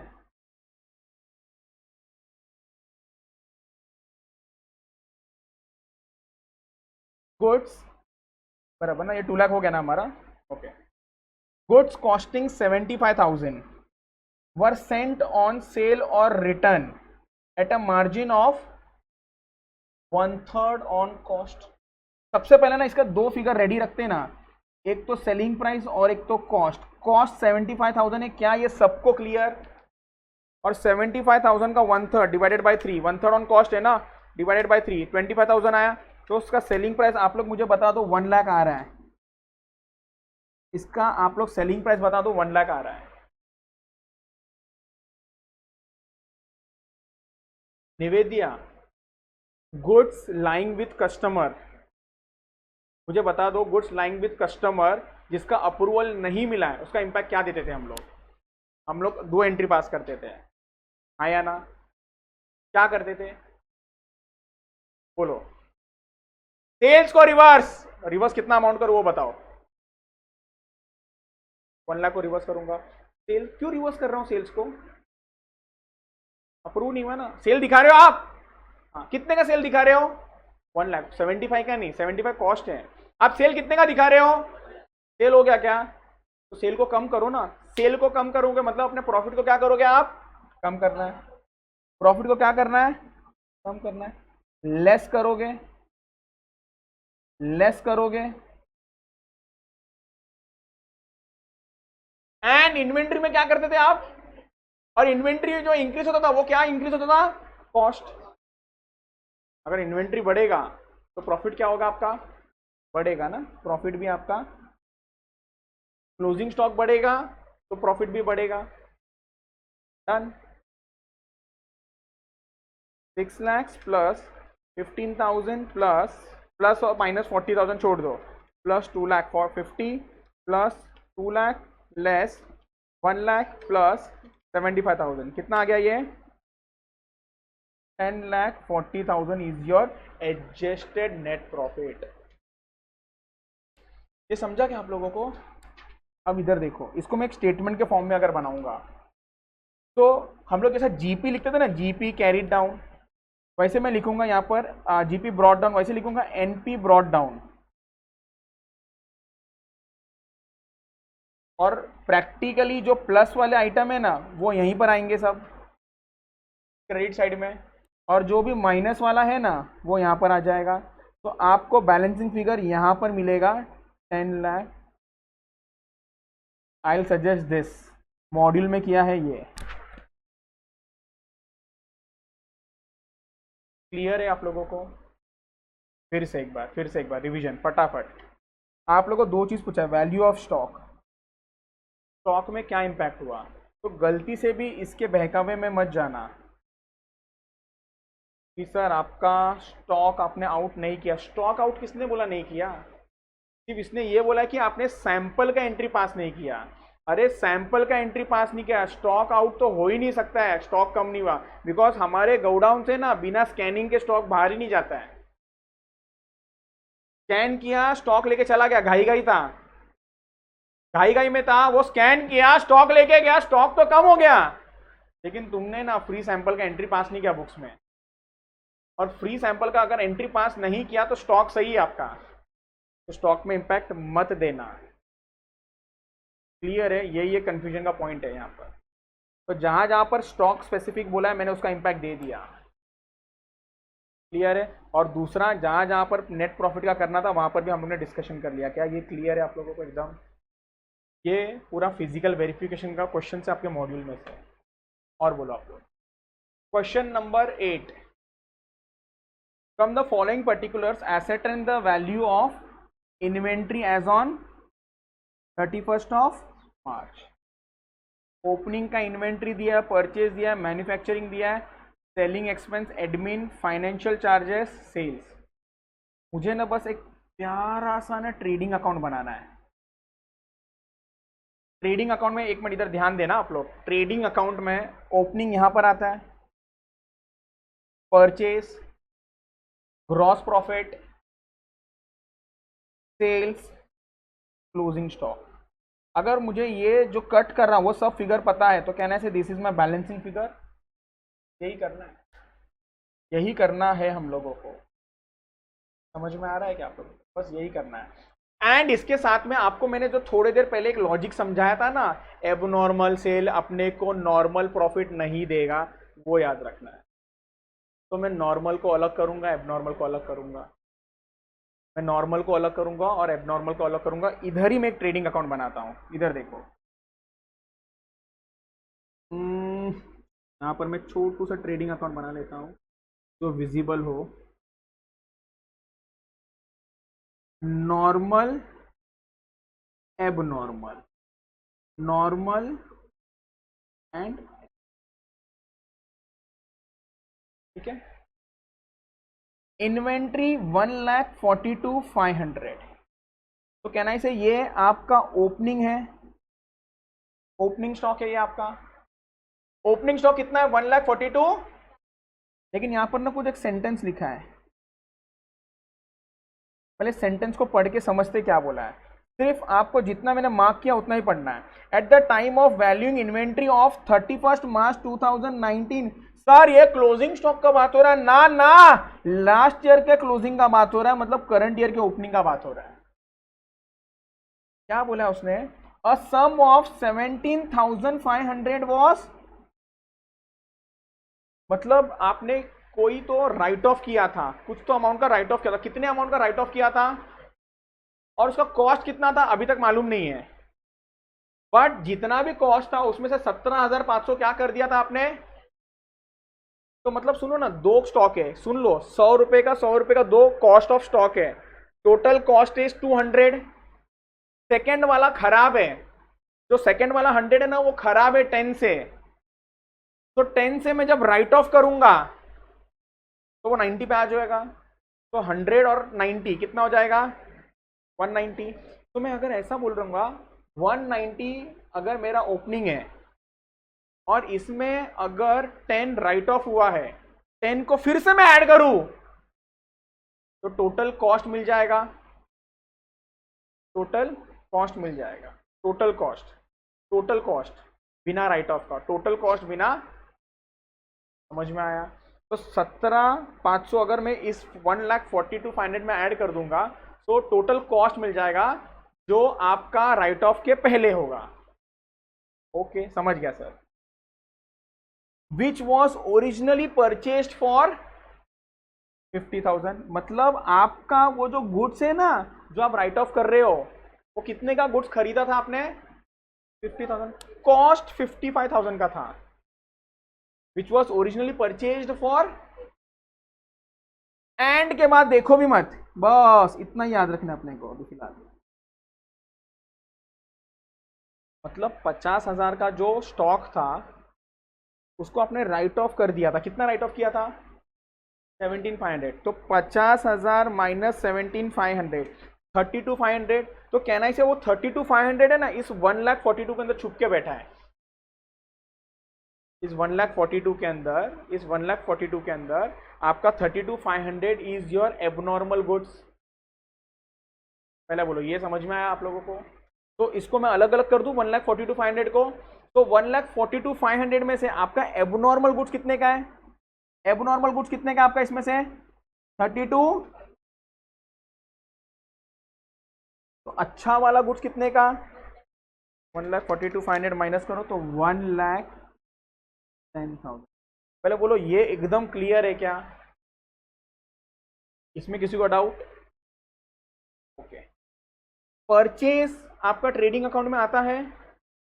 ऑफ कोर्स हाँ। तो यहां पर परचेज आ जाएगा 7,62,000। कहां पर लिखूं? नॉर्मल में लिखूं कि एबनॉर्मल में?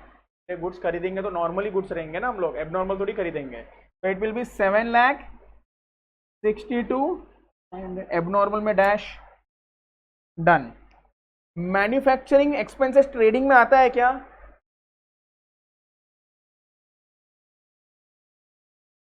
तो कितना आएगा? 1,00,000। सेलिंग एक्सपेंस ट्रेडिंग में आता है क्या? पीएनएल में जाता है, छोड़ दो। एडमिन एक्सपेंसेस जाता है क्या? फाइनेंशियल एक्सपेंसेस जाता है क्या? सेल्स ट्रेडिंग में आता है क्या? हाँ हाँ हाँ, क्रेडिट में आता है। तो मैं लिख देता हूँ ना यहाँ पर सेल्स। सर कौन सा वाला सेल्स है? ये 12,45,000 नॉर्मल है कि एबनॉर्मल है? क्वेश्चन पढ़ेंगे अभी, एडजस्टमेंट भी है इस पे। ये जो आपका एबनॉर्मल वाला गुड्स है ना, इसको क्या कर दिया आपने मालूम है? बेच दिया। वॉज सोल्ड फॉर, तो मतलब इसके अंदर 45 का आपका एबनॉर्मल सेल है। तो अच्छा वाला सेल कितना? नॉर्मल गुड्स का 12,00,000। तो 12,00,000 का नॉर्मल सेल एंड 45,000 का एबनॉर्मल। बोलो, ये भी क्लियर आप लोगों को? आप लोगों को जो नॉर्मल वाला जीपी है वो कौन देगा? 12,00,000 वाला। 45 वाला तो जितने में बिका वो हम लोग नेट करके देखेंगे क्या हुआ, प्रॉफिट हो रहा है, लॉस हो रहा है, बट वो आपको नॉर्मल नहीं देगा। कम जीपी देगा नॉर्मल से या लॉस देगा, बट जो भी देगा वो देखेंगे ना हम लोग। ओके, अभी ध्यान से सुनना।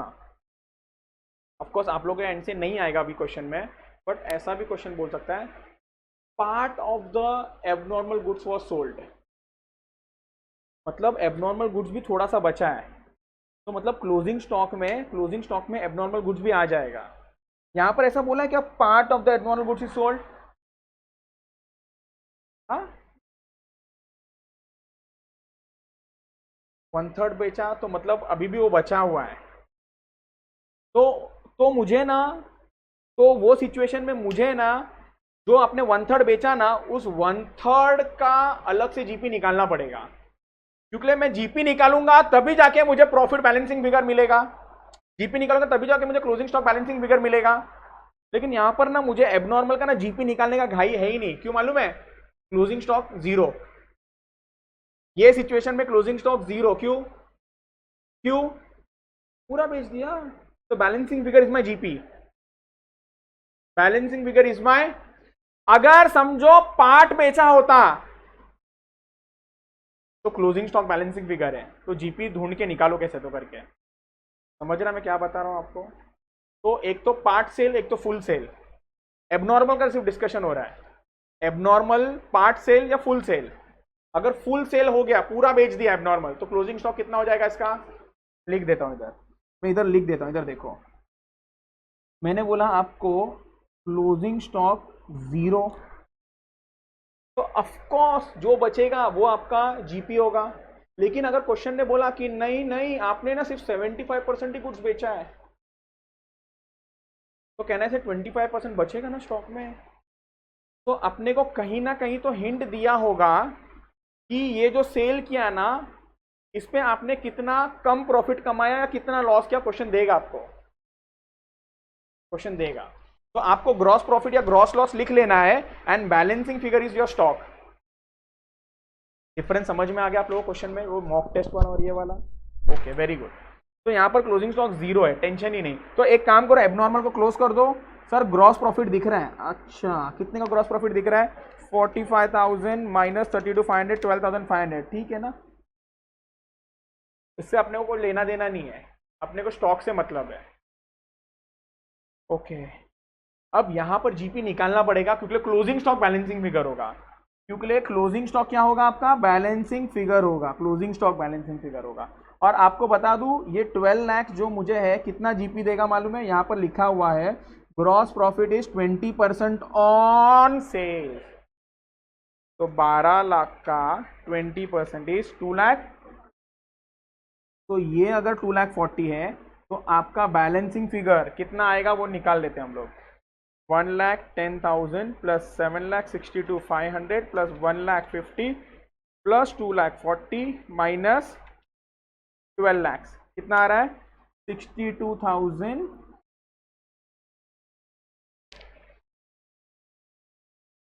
Value of inventory 62,500।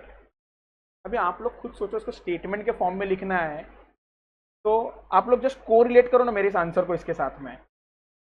ओपनिंग में उन्होंने क्या किया मालूम है, इस पूरे स्टेटमेंट में एबनॉर्मल को जहां जहां छुपा है ना हटा दिया बस, और 2 ही जगह एबनॉर्मल छुपा है। आप लोग इधर देखो ना, 2 ही जगह एबनॉर्मल छुपा है।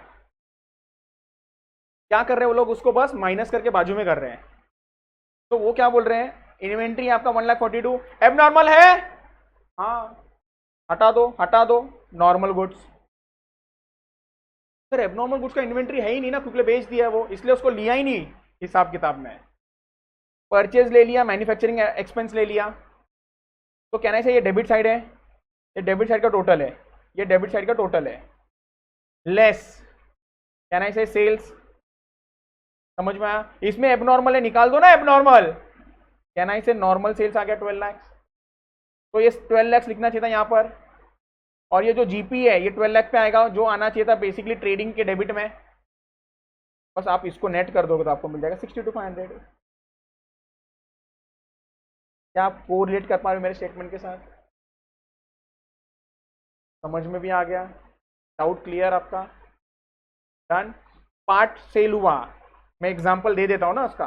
अगर मान के चलो मैं बोलता था 75% of the goods is sold for 45,000, 75%। ओहो सर 75% ही बेचा क्या, कॉस्ट था 50,000, मतलब 75% बोलेंगे तो 50,000 इंटू 75%, मतलब आपने 12,500 कॉस्ट का गुड्स बेचा। कितने में बेचा, 45,000 में बेचा।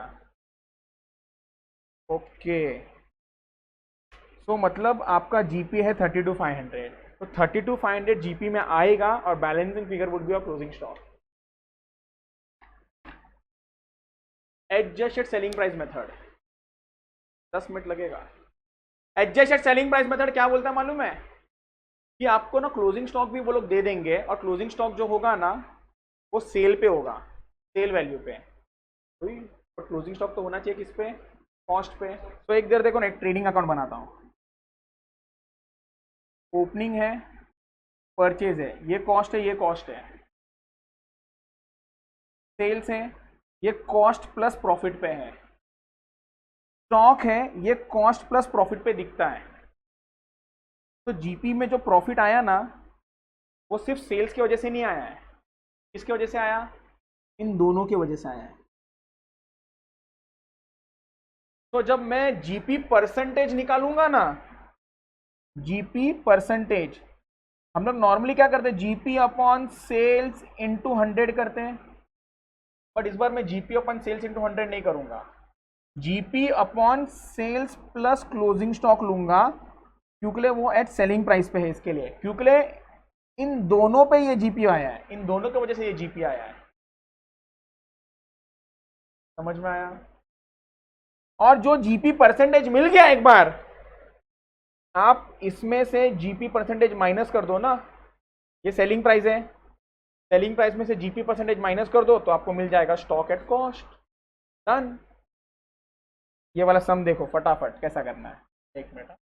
Messrs XYZ limited are in a retail business, following information are obtained from the record.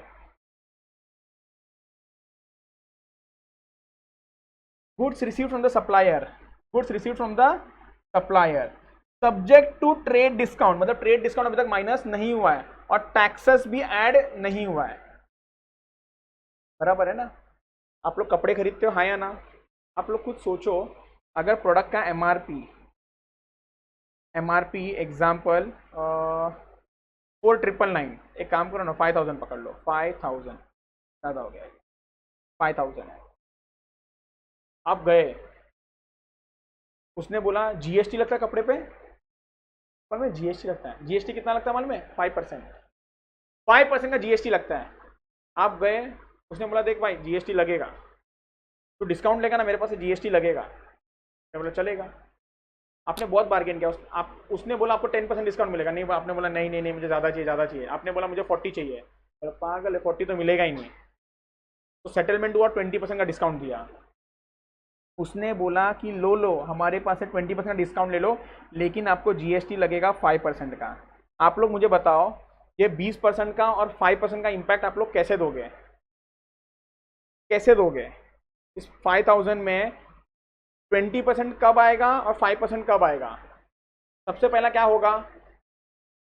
सबसे पहला आप लोग डिस्काउंट माइनस कर दोगे। आप लोग बोलोगे देखो 20% माइनस कर दो ना, 5000 का 20%, 1000 रुपया माइनस हो गया, 4000 का गुड्स है। अब इस 4000 के ऊपर आप लोग जीएसटी क्या करोगे? ऐड करोगे ना। ऐसे ही होता है, बस यही सेम चीज करना है। मैंने वही बोला आपको, सब्जेक्ट टू ट्रेड डिस्काउंट मतलब आपका डिस्काउंट माइनस नहीं हुआ है और टैक्सेस ऐड नहीं हुआ है। ट्रेड डिस्काउंट है 3% और टैक्स है सेल्स टैक्स, क्योंकि बुक जूना है ना, नया एग्जाम में क्वेश्चन आएगा ना जीएसटी बोल के आएगा। ठीक है। पैकिंग एंड ट्रांसपोर्टेशन चार्जेस क्या है आपका? 87 ट्रेडिंग अकाउंट में आता है। लॉजिकली ना it is a part of your purchase. अगर मैं प्रैक्टिकली तुम लोग को बताऊं ना, कि परचेज में ना ऐड हो जाना चाहिए, परचेज में ये ऐड हो जाना चाहिए, लेकिन आपको परचेज में ऐड करके नहीं याद रखना है, तो ट्रेडिंग अकाउंट में आता है। आया ना? सेल्स ड्यूरिंग द ईयर कितना है? सेल्स 22,45,000 और sale price of closing inventory, ओहो हो, क्लोजिंग इन्वेंट्री को किस पे दिखा दिया उन्होंने? सेल वैल्यू पे दिखा दिया। तो अगर मुझे ट्रेडिंग अकाउंट बनाना, इधर देखो ना,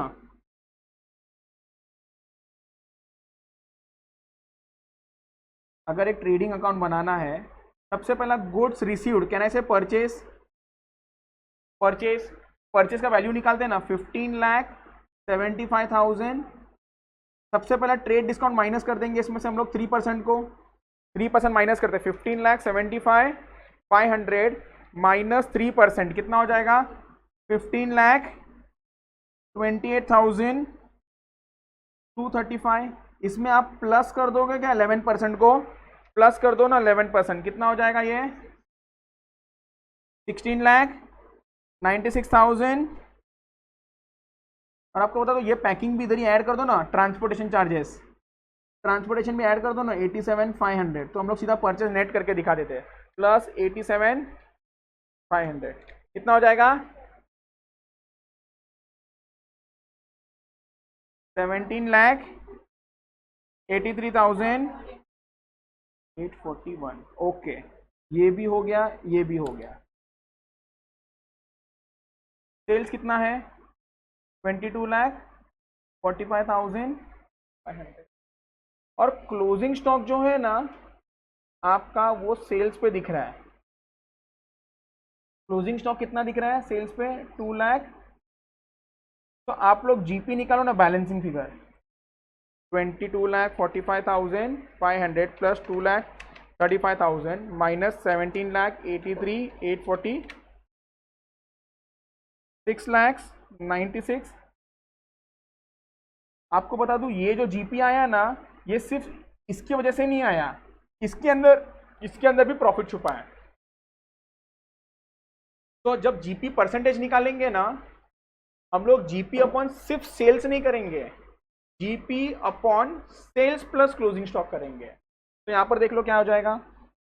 जीपी परसेंटेज निकालना है ना, तो GP is 6,96,659 divided by 22,45,500 plus 2,35,000 into 100। कितना हो जाएगा आपका?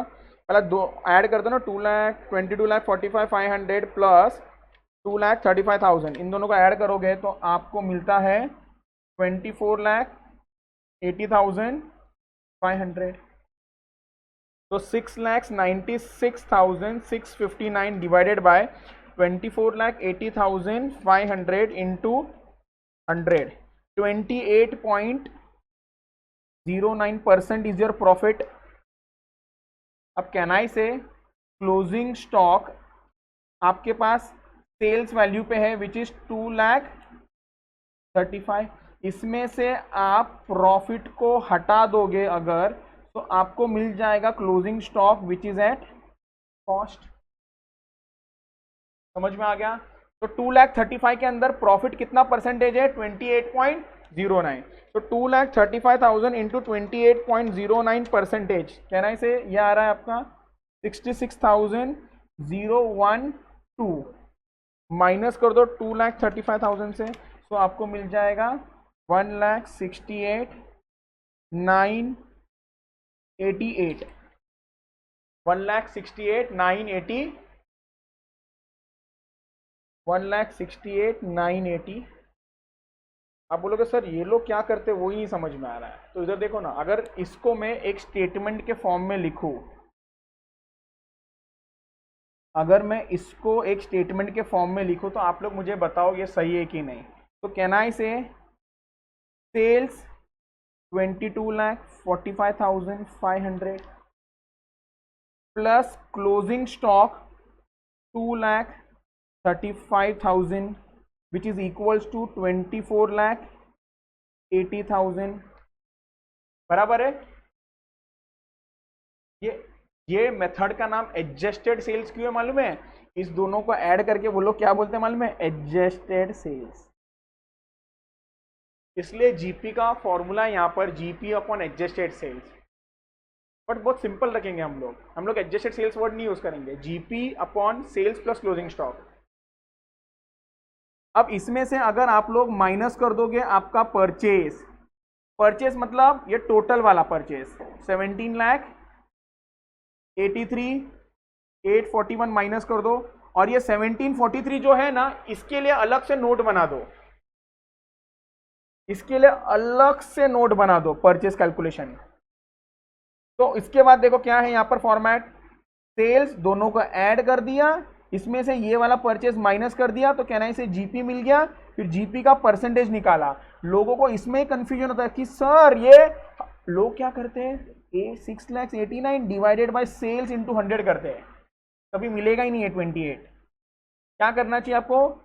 6,96,659 डिवाइड किसके साथ करना है आपको? 24,80,500, क्योंकि इसके अंदर भी प्रॉफिट है, इसके अंदर भी प्रॉफिट है, तभी जाके ये 28 मिलेगा। और फिर आप लोग इन्वेंट्री निकालना है, 2,35,000 में से माइनस कर दो तो आपको मिल जाए। डन। क्लियर यहां तक?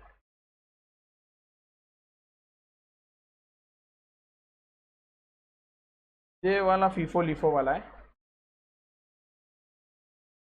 ये हम लोग बाद में देख लेंगे, बहुत इजी है। फीफो लिफो ये हो गया, ये हो गया, सेम है। देखो ना क्या बोला है, एक last last last last last last फटाफट last question. From the following information calculate historical cost of inventory using. जब जब एडजस्टेड सेलिंग प्राइस, आपके दिमाग में क्या आना चाहिए मालूम है? आपके दिमाग में क्या आना चाहिए मालूम है? आपके दिमाग में ये आना चाहिए।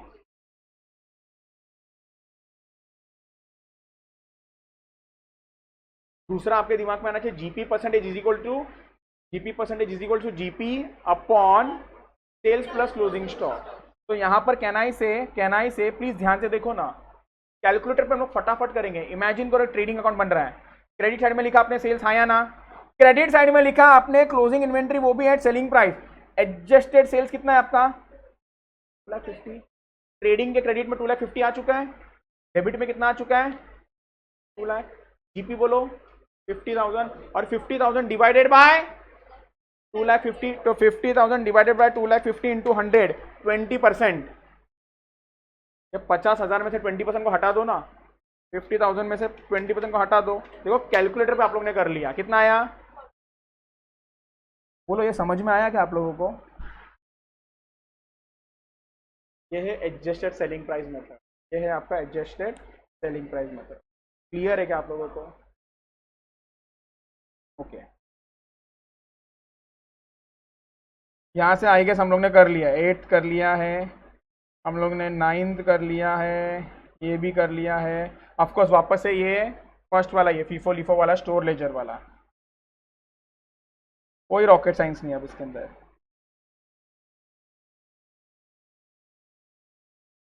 ओ मैडम इधर ध्यान दो। क्वेश्चन नंबर 2, दो चीज करना है। सबसे पहला आपको देखो, ये वाला सेंटेंस देख के कुछ याद आना चाहिए आपको। ये याद आना चाहिए कि ये वाला आपको नहीं आ रहा था। आपको दो जगह से एबनॉर्मल को हटाना है, ओपनिंग में से और सेल्स में से। ओपनिंग में से भी हटा दो, सेल्स में से भी हटा दो। फटाफट करते, एक बार फटाफट करते इसको। तो यहाँ पर अपने को क्या बोला है, यहाँ पर देख लो, यहाँ पर अपने को बोला है ओपनिंग स्टॉक कितने का है? 7 लाख। और क्वेश्चन में बोला है कि value stock sum of 60,000 was return of which was originally purchase for 2 lakh. मतलब आपने 1,40,000 इसके अंदर छुपा है, आपका 1,40,000 छुपा है। 7 लाख के अंदर 1,40,000 एबनॉर्मल है, हटाओ 7 लाख माइनस 1,40,000 हटाओ, कितना बचा? 5,60,000। ये क्लियर है आप लोग को? नेक्स्ट क्या बोला है? परचेज आ जाएगा क्या? ये ओपनिंग हो गया, ये आपका ओपनिंग हो गया। परचेज आएगा? हाँ आएगा परचेज, 34,60,000 बराबर है। ओके, नेक्स्ट मैन्युफैक्चरिंग एक्सपेंस आएगा? हाँ आएगा, कितना? 7 लाख। अभी ये ट्रेडिंग का ना, ये ट्रेडिंग का डेबिट साइड है, हाँ या ना? ओके, तो इसका टोटल ले लेते हैं डेबिट का। सर जीपी रह गया, कोई टेंशन नहीं, सेल्स में से माइनस कर दूंगा, वो सेल्स में से उसको माइनस कर दूंगा, फिर हम लोग डिफरेंस निकाल लेंगे। तो 5,60,000 प्लस 34,60,000 प्लस 7,47,20,000 आ रहा है, बराबर है ना? ये ट्रेडिंग का डेबिट का टोटल हो गया एक्सेप्ट जीपी। अब इमेजिन करो ट्रेडिंग का क्रेडिट लिखने वाला हूं विच इज सेल्स, और अपने को मालूम है सेल्स के अंदर ये वाला सेल वैल्यू छुपा है। निकालो उसको। सेल्स 52,20,000 माइनस 1,60,000 कितना आया? 50 लाख। ये अच्छे गुड्स का सेल है, नॉर्मल, बराबर है ना? ये कब करना है मालूम है? जब ऑल गुड्स सोल्ड, तब जब अगर पार्ट रहा ना तो नॉर्मल का एबनॉर्मल का कॉलम चाहिए होगा, क्योंकि उसका स्टॉक बचने वाला है। Okay, but for the about transaction GP was 25% on cost, 1/4 on cost, 1/5, 50,60,000 divided by 5। तो कहना है से इसके ऊपर जीपी है आपका 10,12,000, माइनस करो,